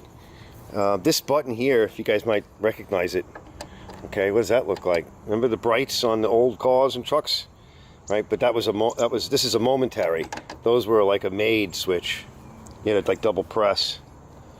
So yeah, pretty cool, right? Gonna let it kick around, and we'll find out more about it. We're gonna have to take the motor out. I'll take this apart. So what we kind of want is, obviously the weights are pretty cool. That's a neat thing to have. And the weights over here. So he wants the chains. He's like, hey, you got more tires and possible other tires and rims or whatever. And he wants to give me like half of these weights. But I think what we'll do is we'll take these weights off. I'll give this thing a quick hosing. And we'll put these weights on my tractor for now. Make sure everything is, bolted up good because the winter's coming. I think he wants these chains. These are nice chains. Actually, a little bit better than his. My chains are the new style. They're kind of cheesy and crappy. We'll grab that. We'll take some good shots of this, and we'll pull this off and put it to the side. And we're going to try to fit this to something very similar to this. All right, we have to make up something like this because he wants a plow, and I think we can do that. So we'll get this off and put it to the side, and it's just kind of stable for the winter. For now, we're coming to the rainy and snowy season and ice, so it's going to get kicked around the yard a little bit, but we'll get to some of it, and it'd be interesting to see if we can get the motor running again. At the very least, there's a lot of good material here to work with. I just kind of neat. Here's a nice AM gauge. We may wind up trashing the machine, but there's a lot of steel to work with. Maybe somebody can use the transmission. The other thought is if we get it working, this was obviously set up for a plow, but it could be used for some other implement in the rear, maybe a rototiller or something. You put a tiller back there, or a scratch blade or something like that, or a rake or whatever. And people here, they don't really do that, but up by where he is, upstate New York, this was obviously a dedicated machine. Probably the only thing it ever did really was this, was some kind of plow action. All right, we'll be back. All right, I got other stuff to do. I'll see you guys later.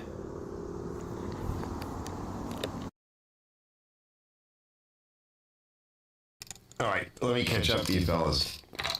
All right, now here's where I'm going with this. And so Brett says, let me kill the echo. I think if you buy a set of points, it comes with that little push rod. Munker says, it doesn't sound horrible. No, I don't hear anything wrong with it. So, when I put the screwdriver handle on it, you can see it does not come out. I can feel a slight pulsing. The best case scenario is that push rod maybe isn't going in all the way. When I tried to take it out, it won't come out. It could be something broken. It could be broken. It is a softer material. Now, if the push rod is worn, it won't matter. The only thing is that if the push rod is worn, it will not actuate the points to the degree within the ability of the settings in that screw. But imagine this is the cam, and if the lobe is worn as the cam spins, you'll see no action. It won't matter whether the push rod is this long, or is as long as my screwdriver, or short. It may not actuate the points properly, but even if a piece wore off or broke, if the cam had a lobe on it, when that lobe hit that high spot, it would push that push rod out. And it's not. And even though that the push rod might be a softer material, it's a 50-something-year-old machine. That cam is most likely worn right there. It could be worn everywhere. It could be worn up top too, actuating the valves. We don't know. And that's so if you put another push rod on it, and like I said, I think I may have another one. I don't know if there is one on the motor I'm going to talk about, and we're going to look at in a minute. But I'm going to show you what I did. So there's still another option without going into the motor, which is what I was getting to. And let me see. Let's see. We got to go back to my channel. So let me minimize this. And I want to show you fellers that video and show you what I did real quick. So let's see. Let me go back to my channel here. Let's go do a little surfing.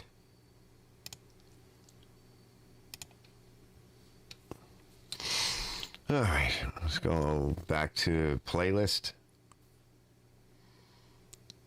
Let's see. I'll find it somewhere. It's on here. I did it like a year. Here it is. Old Yellow Generator. Default playlist.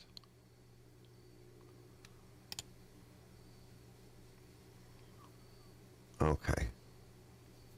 All right, here it is here. This should be it. I'll scroll through it.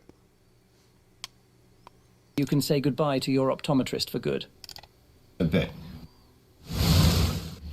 All right, so since we cleaned everything, and she sure do look pretty, We got to check our coil next. All right, so I think what we can do... So this is, I believe this is the original coil.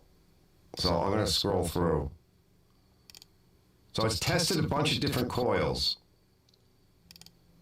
And this is it, I believe. Yeah, hi, Charlie. Individual laminates.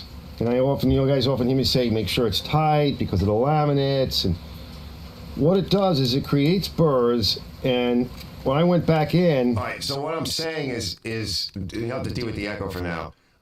If you grind the end of the laminates, you have to be very careful because if they peen over at all, you'll have to remove that burring because it will affect the magnetic resonance of the coil, and the coil won't put out enough spark.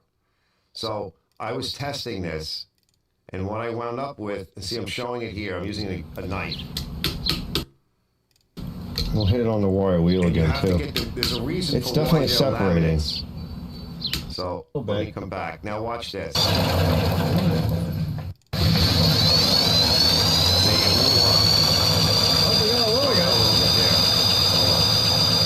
So let's allow you to do this. So and they're acting as one solid core piece this thick. Try to thing and put the cover back on. I'll see if I have a longer wire. This is just what was handy. Coil. And explain this in a bit. There we go.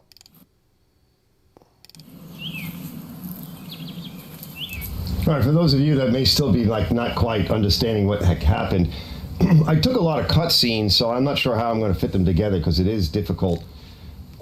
Here in the lab, at Arch's lab, really what I was doing was just trying to figure out a way to get a coil to go on here, knowing that most coils really basically do the same thing.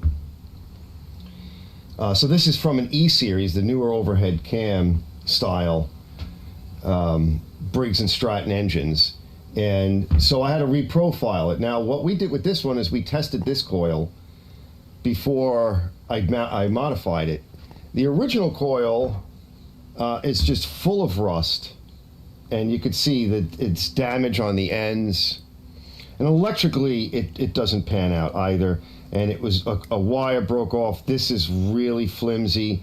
So electrically, it's bad, but also physically, the rust. People often say, well, the rust doesn't matter, and I'm going to get to that. The first reason is that you can actually have a seizure in here. Not like a seizure in, no offense, but, I have friends that actually have that as a problem. It'll build up so much that it won't spin. So that's your first thing. Now, with lawnmower engines, they have a brake shoe on it, and that brake shoe is going to help keep it clean. But the other issue, too, is that when you get it all clean, I have a 10,000ths gap in here, so you can get a really nice tight gap if you get everything clean. So that's another thing. It's like, number 3. So you have that, right? So rust matters in that regard. Rust matters, are we up to 4? Because the electrical connection between the metal, steel here, and the aluminum, right? Aluminum and steel, right? Dissimilar metals create sort of an electrolytic scenario, and rust will form and what have you. So you want a good contact there, because if you're not getting a good contact to ground the grounding of the chassis and the engine itself, right, you're not going to get a good spark. It's going to be unreliable. It may not shut off. So there's problems there. You don't electrically have a good connection for the grounding electrode on the plug. So that's another issue, right? But lastly, what you saw happen is that when I was grinding it, what it did was it peened over the edges, for lack of a better term. It fused the edges of these wafers, causing them to behave as one wafer, or one core, right? The center core, let's say, of the magnet. So when that happened, each one of these wafers is creating a magnetic lines of flux that's inducing a current in the coil. Each one, so you're I don't know if it's additive or multiplication, but we'll just say it's additive. So you're building up with each wafer those north-south lines of force in inducing more current in the coil, making it more efficient. You'd have to spin this thing at a very high speed in order to induce anything in it. If this is just one solid piece, right, it would not work well at all, right? It would barely create any current in this coil, inducing current in the coil, shoving the electrons around in the coil of wire. The first turn of wire, right, on the primary side. first turns of wire. So by adding individual pieces, you're increasing the magnetic capability of the coil, not electrically, because remember we tested this coil and I tested the other coils, and electrically they were very similar. Even this one, electrically it's fine, as like the other one that I couldn't restore, because it may not have been working in the first place, but you tested electrically, so electrically it's fine. Magnetically speaking, I broke it. And what can happen with rust is it starts to fuse the wafers, particularly in this area here. So now you don't have those separate lines of force, right, cascading into the coil, creating that magnetism and that flow of electrons. You just got one, and that won't work. So the rust itself can cause a problem that way. And people say, well, rust doesn't matter. It does. It does matter. For the most part, most of the times with our coils, especially when they clean up like this, a little wire wheel action, whatever, right, that's irrelevant. It doesn't matter anymore, right? That's not a feature that's going to become a problem. But when they start to get like this, and if yours is like this, and you see it's forming on the edges, right, it's actually creating a short, and we're going to call that a physical short, mechanically across the wafers, shorting out the wafers, and it's in between as well. So that's actually mechanically, physically shorting out the coil. And you might say, well, rust is more like an insulator. Yes, it is, but we live in a world of technology, and all that technology is basically built up on semiconductors. And that meaning it doesn't really conduct very well. So we're talking about very small voltages, in this case, small inductances of magnetism built up through the turns of the coil, very small amounts, adding up, multiplying it. So if you're starting off with a very low signal, you're going to have a very weak signal coming out. If at all. If you can get a better signal, tighter coil gaps, cleaner everything, stronger magnet, more turns of the wire, more wafers, right, you're going to get a better signal and you're going to get a better output. So that's where rust comes in. Now you can abate the rust. When I wire wheel, right, I often say be careful when you wire wheel, because you don't want to splay out these wafers. You don't want to damage them and peel them up, because that will interrupt the lines of force. They'll be out of sync with each other. They have to be in sync with each other, these waves of force. They have to be in like a harmony, like they have to, if you look at a sine wave, right, it has to, those lines of force all have to kind of line up in order to be additive. If any one of them is not right, it actually impedes the others from flowing properly and creating the correct pattern and inducing the voltage. So I don't want to get too technical. Now you can clean the coil, and sometimes I even de-rust them. Like I'll soak them in a little bit of acid, or spray a little bit on. And you can even use something like navel jelly to clean your coil up. Because if electrically your coil seems fine, and you've checked your grounds and everything, and then it won't work, it's a mechanical issue. It's something with either the grounding or if your coil looks like that, okay? So it'll be a problem. So yeah, you can clean it, and you can de-rust it. Now, we're going to go to the actual start. Now, hold on. Yeah, I saw the one that Carol did. He basically tells you that you can have a different north-south direction, and you can sometimes flip the coil, right? But he does not get it. If you watch this thing, most people won't want to watch this because it's too technical. But I go into a little bit deeper. It has almost 500 views. Let me catch up. Is it a video that says, video on this, the fly magnets for the electric ignition are configured differently than those of the three-legged points coil? Yes and no. Mala said, I've heard that the flywheel must be turning at a minimum of 200 RPMs to create electrical arc, create the spark. Yes, but that, again, that depends. If you listen closely to what I'm saying, it depends upon, number one, the condition of the coil, the type of coil, and how good the coil is. Now, I'm using an E-series coil, which is probably the crappiest coil you could use. It's not as good as the older ones, right?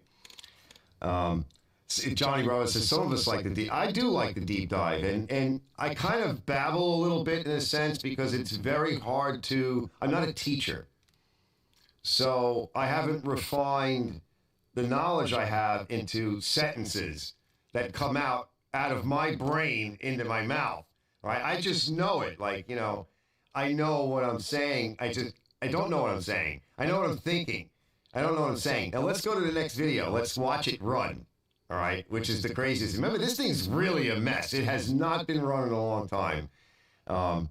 It's the engineer in you. Yeah, absolutely. There's a little bit of an engineer in all of us, but we have to waken it and just enjoy it. So let me see if I can find, it should be right here. Which one is it? This one is the coil, 12 to 18 horsepower. Is it the next one? Let's just try it. I built this see-through wall with all different kinds of studs, pipes, wires, as well as 5 different walls. Trying. Wait. Yeah, this is it. All right, hold on, stand by. This is fun. We need to see this. This is cool. Let me shut me up. Yeah, Chippers, yeah, he's like totally into it, yeah. Yep. Everybody has something that like they're totally into. All right, so I'll scroll through. That way I can still tighten. I'm kind of going over the valves. That kind of wants to tighten up. See, it's turning it. You want to get something in there, maybe even something that bottoms out and it allows that to move. So let me see what I can come up with. I need something with. Okay. And I don't even. It will baffle to some degree. Probably need to. I don't even have a baffle for the valves. It didn't have one. I don't know where it went. So I got to make something. Seal that up. The only. Let's see. Here we go. Get caught up, and you can have issues. You want to try to get it through a full pull. And so that's what I'm going to work on now. I'm going to cut that, trim it, and then I'll. Back and we'll fill it with some bit of fuel down. I got a little bit down in the plug area, and we'll tickle it in here.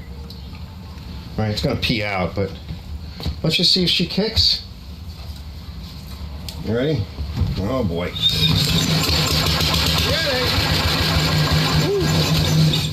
She gonna stink. Wow, she gonna smoke everything up in here. You wanna wheel it outside?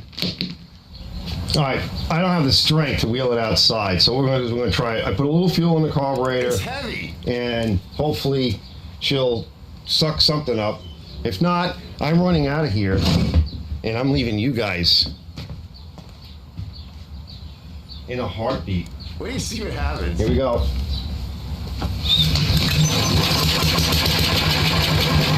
Wants to do something. Oh, we got to check the oil. Hold on. Remember we spilled a lot of oil? Yeah, we got to start. I'm getting tired, so I can't do much more. I'm too tired after everything I did today. I'm gonna get my glasses on so that I don't get anything in my eyes from that exhaust. All right, leave it on a little bit of choke.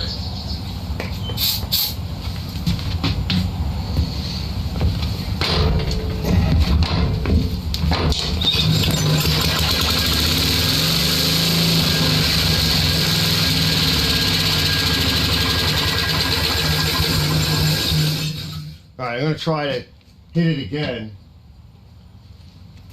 Not too bad. A little more fuel in it. We'll bottle feed it if we have to.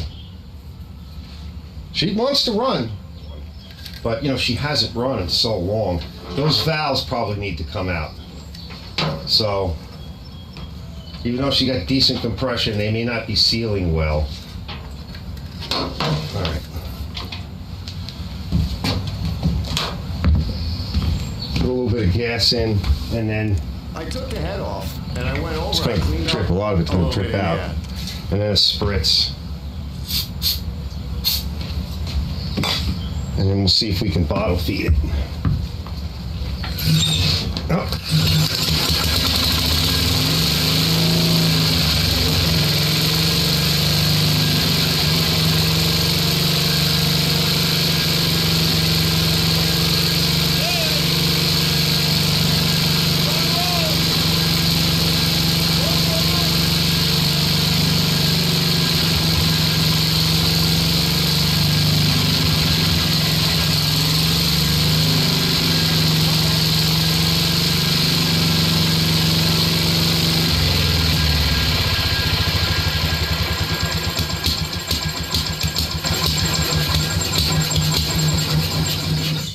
Kill it. You saw those sparks, right? We gotta take that generator off. Woo! Yeah, that generator, something happened. We hit a wire or something. That generator can still be saved, but we got to get that generator off before we can continue to run it. She wants to run. She's a runner. She was on her own. All right, she still wanted to run. Yeah, they. Nice. Yeah. Yeah, that's pretty psyched. I do not know what the heck happened there. So that was some decent current. And I got to play it back. Hopefully I caught more of it. And then maybe we can, but more footage of it running in this video. Times to get. The best time to get a Reese's? Anytime. I should have one more run on it. Whether you're a hobbyist, business owner, or full-time maker, Tools Today is... Get this assembly for... I forget which direction does what. We got a nice little switch with there's an O and a dash. I think O, one would think O would be like on, but no, it's German. It's O for often. And I maybe is for iffen. The handle, that works pretty good. So I mounted that on there. And so, let me see. So I think this, if you pull back, I think that's idle. And if you push forward, yeah, see, it's applying a lot of force, all right, to the throttle, hold it open. Pulling against the force of the governor. Right, governor? I also thought it'd be a nice idea to change the oil since I took a peek in there and it looks like absolute arrested puke. And I figured while I was there, I'd just make a really big mess and spill it all over the place. Now, that's not good. That's a problem. That means there was a lot of rust that was hiding in there, hiding from us the first time, and that's probably damaged the inside of the motor. In fact, there's something like a noise right here. I just don't like the feel of it. Also, there's not a lot of compression now. So I think this motor is a good core. We're going to want to take it apart and take a peek inside, and maybe we'll finish up that way. I think, and see if this carburetor... Yeah, that's dangerous, this thing.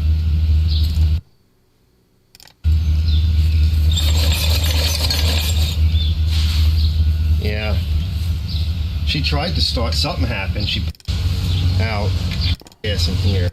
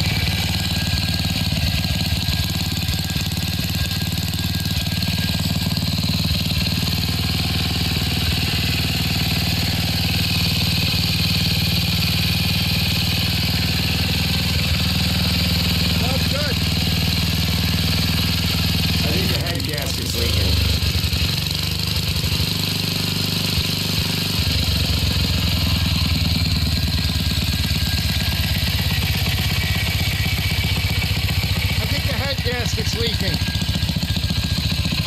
Hard to say.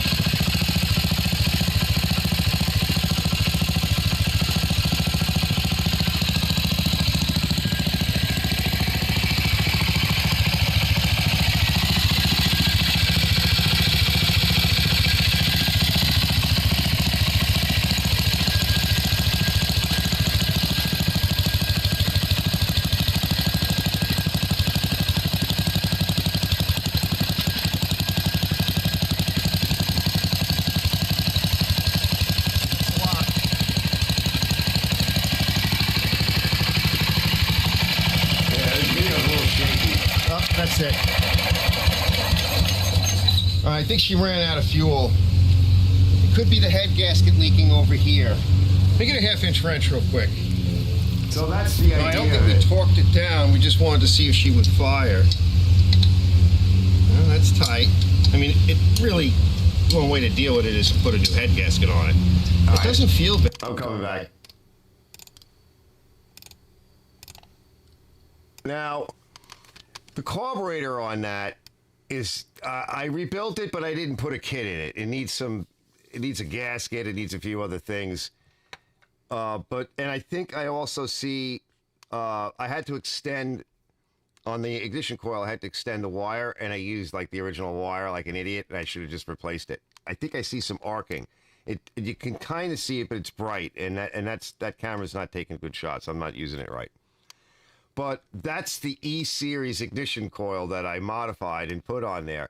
So if there's something wrong with the cam on the Simplicity, I can take that coil off and just literally install it. You know, fix the wire and put a proper wire on it, extend the wire, and it actually just plugs right into the coil. And if you want, you could put a little RTV around where it fits into it, and that'll seal it. You know, just put a fresh wire, a nice long wire on it. But to do that, we have to take the engine out of the tractor because there's no room. There's nothing. You can't get to it. It needs to come out anyway and be cleaned in there and all that. But the point being is, if the cam is worn, the heck with points, because this works fine. I think if it had a proper head gasket on it, I mean, I did take the cylinder head off. I went in there and I cleaned out the valves a little bit, and I threw a quick like hone in the cylinder. Everything looked good. I guess I must have passed it on one of the videos, but it just goes to show you, right? Like if you want to fool around, you can do stuff. Let's see. Brett says, you know, big chippers rely mostly on inertia to properly chip the brush. Yes, they do, and a good set of knives and a proper air gap setting in the bed knife. I would imagine, yeah. Once you get that thing rolling, all of that kinetic energy is in the flywheel. Totally. So I thought that's pretty cool. So we can save this thing one way or the other. But I do suspect that the cam is damaged. But either way, right, I'm going to take a look at that motor. This motor here that I'm showing you is out in the backyard with a cover over it. So at some point when I'm ready to do this, I'll take the ignition coil off, and I'll see about that little push rod. I mean, while I'm there, because it's not being used. The points are probably still on that motor. My guess would be. I don't even think I bothered to look, because I don't need them. So I don't think I even took the cover off of that thing. But I don't remember. It was in pretty raw shape, that engine. Everything was in raw shape. And I actually did like a retake on, it might be in that video, I don't know, but I did a retake where I slowed down the footage and I showed those sparks coming out. That was molten metal. That wasn't sparks. They were little balls. I don't know what it was, but yeah, it set something on fire, and that's a lot of current to do that. So that generator was making some power, and at one point I had touched it. I was doing something to it. Remember, there are like capacitors and stuff, and I got a shock. I think I was spinning it over with the drill, and I was checking things, and I was putting my hands in places that shouldn't have been, and I gave myself a good shock. So that would have been like a 120 or 100 volt shock. So that's pretty cool. I enjoyed that. That was a lot of fun. So wish me luck, fellas. Maybe we can get that old tractor going. I don't want to trash it. Like I want to, we're going to segregate the parts and everything, but I really do want to see if we can drive it. And there's some stuck shafts and stuff. Mike was pointing that out. but they're just stuck. They're these gigantic shafts and pulleys, and you just got to hit them with a hammer and some lubricant and grab them with a pair of pliers or whatever and, get them moving again. They'll move. They want somebody to love on them a little bit, but we need a motor. We need a motor, fellas. We need to take that motor out. I think it'll be fun anyway because it's a cool motor and basically have a body. Like I said, I was looking at the engine block of this machine here. I don't know how old it is. It could be 70s. It might be 60s. This generator. It's old. Look at what it's on. By the way, that little trailer that it's on, it's also built like the tractor. It's built from heavy gauge material. I might even make that a running stand. And those are pneumatic tires with spindles and axle bearings on this little trailer that it's on. It's like, you don't see stuff like this anymore. Let's see what Bravo says. He says, remember my dad's words of wisdom. There's almost nothing that's so broken that it can't be fixed. Yeah. Isn't that crazy? Yeah, but the thing is, do you want to fix it? Like, is it really worth it? Because this kind of stuff is a labor of love. Like what I did with this generator to see if it would run or whatever, I think it was worth it. It's a labor of love. It took me time to do it. It has no real purpose other than, well, then I can say, all right, I got a coil that will work, and I know how to modify a coil that will work on one of these things, and I can take a modern coil and shove it on one of these ancient engines. So, and it may very well be that I think this thing is a 12 horsepower on the Simplicity, because I think it's a 12 with a 30-inch cut or something. I don't know. I saw it somewhere, which is what it was originally. So I believe it's a 12 horsepower. I saw it on something. Let me see. I think it's actually on. I'll show you. I think it's actually on the shot I took for the thumbnail, because it's on the hood. Yeah, it's a 3012. It's called the Simplicity 3012. So that would be 30-inch deck with a 12 horsepower motor. I mean, be my guess. So that's still a pretty decent size. It's a big engine. And it's a big, heavy engine. And it probably, if you just took some of it apart and the sheet metal off of it and cleaned it off good, took the head off, replaced the gasket, lifted up the valves and gave them a quick massage, cleaned everything up, got into the back by the flywheel and cleaned all that up because there's probably all kinds of gack in there, cleaned the carburetor properly and rebuilt it properly, and threw the ignition coil on it, and put it back. It's a shaft drive too, by the way. It's got an output shaft, so it's running axially. So the rear of the motor, what would you say that is? It's more like the right side of the motor. So the shaft that's driving the drivetrain is the shaft that's connected to the flywheel. And the front, I guess, would be on the left-hand side of the motor, which is usually where you would see pulleys and stuff on the crank. That's just got a snout sticking out the front, which means you could, if you wanted to, you could run a pump or whatever else off the front of it. Like you could run a pump on that. Is that right, Brett? Back then, 12 horsepower was the shite, was the good stuff. That's pretty cool. So it's really neat. I'll get to play around it, and we'll pull apart. When I get a chance, I'm going to pull his plow off so I have it. Because if he drops off some steel and I get to thinking about it, and I want to make a template or something, I need access to it. Now, I have access to the front of my tractor, and depending on if it snows or not this year and how much it snows, that front piece that I was showing earlier on my tractor, that comes off if you're going to put the snow thrower on. If you can put the plow on, you need it.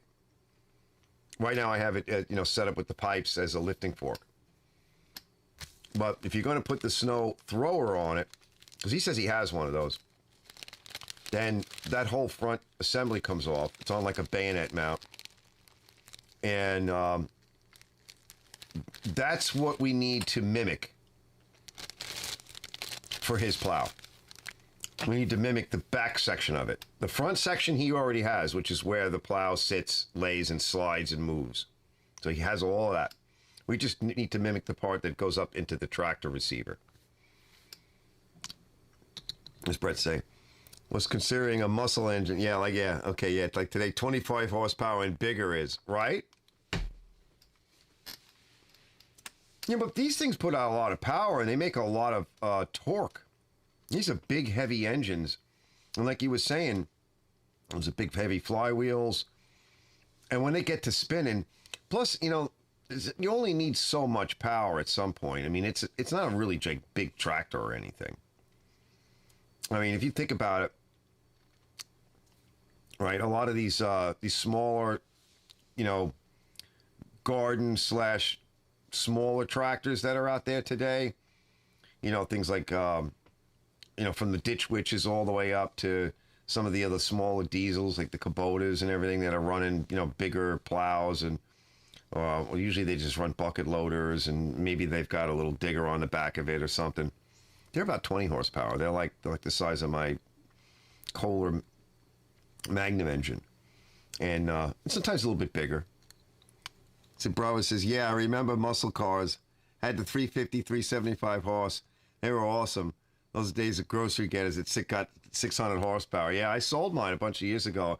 I've never really showed it. It is on my channel, but I don't show it a lot because it just broke my heart. So it's hard for me to even think about it. My daughter took all these beautiful pictures of it and framed them and put a bunch of them up in my room.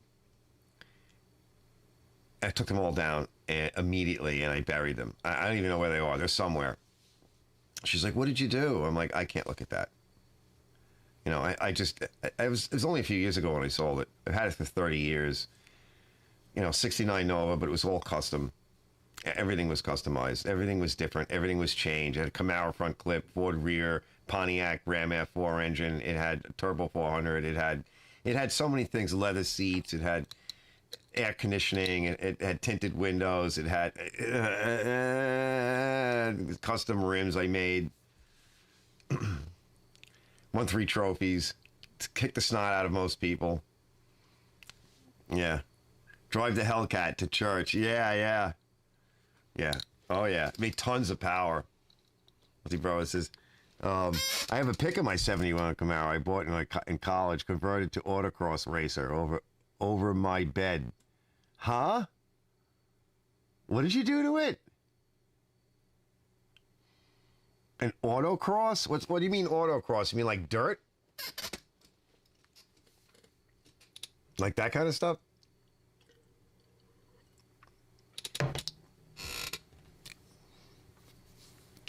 Drive the Hellcat, yeah. Someday, we'll see. First I got to save the shop, right? I got to try to make enough money so that the shop is not constantly in danger and all that. Because after everything I've been through, that's kind of the position I'm in now, is I'm like behind on stuff, and I need to get caught up. And maybe one day there was a nice 55 or 54 Ford that was in the area, and it was in really nice shape, and the guy wanted like $5,000 for it. If I could have, I would have bought it. It had the Y block motor in it, which is still an 8-cylinder and a decent motor. It wasn't like what I had. Yeah. Oh, a dragster. Yeah. It. Let's see. Autocross. Bravo says, no, slalom racing. Oh, I gotcha. Yeah, they handle good. That's what I used in the front of my Nova, is I took out the original chassis because it sucked, and I put in an F-body, and I just had to hang the quarters and the bumpers and everything, and I made the hood open this way to the front. And so it has to lift up and then come back over and clear the bumper, and I could work on everything. The aluminum heads and all that shit. It was a lot of fun building it. My intake valves are 2¼ inches.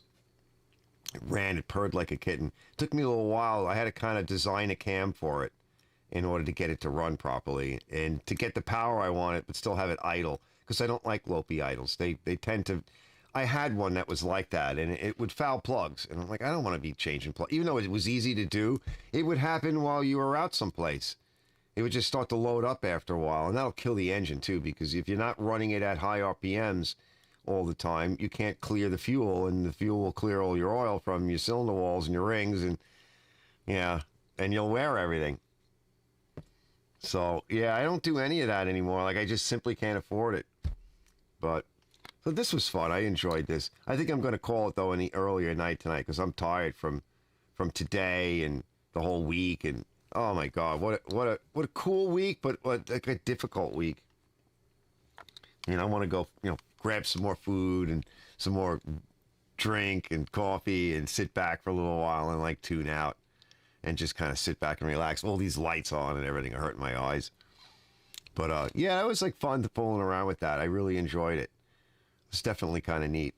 Did that one, like, this one? No, it was this one over here on the screen.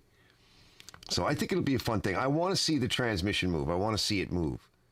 It probably would be even good for pulling something, like pulling tractors. I bet you'd pull a car, no problem. Because of the gearing. The seat pan is rusted, but that doesn't mean anything. You just throw another seat on there.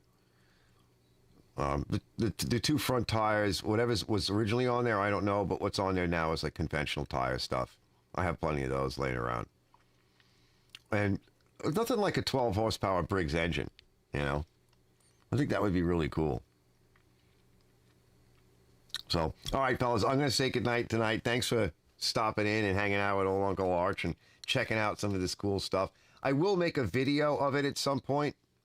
I don't know if I should just make an entire video and just wait till I fix it, or should I just put out like a video, a proper video of what I just did.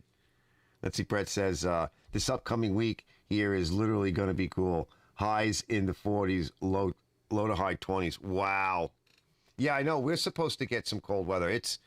Right now, it's 62 degrees. It was hot in here today. It was hot out. And I don't know if it's going to rain tomorrow or the next day. It showed some rain, but I have about 7 lawnmowers I want to finish cleaning and just get them done. I started cleaning them. I took the rest of the parts off of them today. And I lined up, like 7 machines. And I don't know if I'll finish all 7 mowers, like get them all out and done. I don't know, but I want to have them around because up to about the first week of December, people will buy lawnmowers. The leaves have just barely started falling here. And once that starts happening, people decide they want a lawnmower that is better than what they have, or with a bag, or is self-propelled, or whatever. Things break, and if I drop the prices a little bit, I could move some more inventory and just make a little bit more money. And then I want to get to a couple of ground blowers, leaf blowers. That you push on the ground. I got one that's relatively new that is messed up. And then I got like 2 older ones, which are pretty cool. They got some decent sized Briggs motors on them. The old school style too, which I like. So I want to kind of restore them or clean them up, at least one of them, and see if I can just sell it. Because they'll sell, if it's in nice shape and it looks good, it can sell in January. Sometimes even in February. You get fellas that are either doing parking lots or, they're doing still cleanup, because they're just doing cleanup throughout the winter.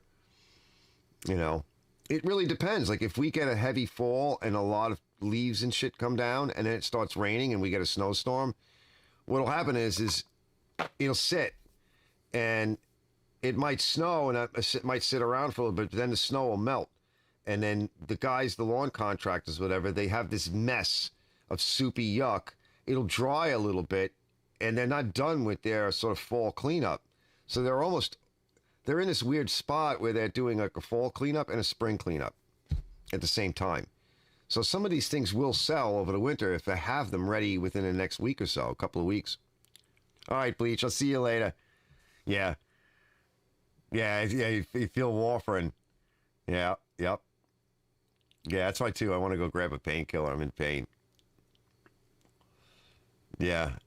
By the way, that's an autocross vid. What autocross video? Oh, we can't see anything here yet. We can't see links. And that's another reason why I want to do the Discord thing, because we could put up pics and vids like I was just showing you earlier, right? So I will work on that. You'll see that come out. All right, fellas, I'm out of here. I'll see you guys later. Thanks for stopping in.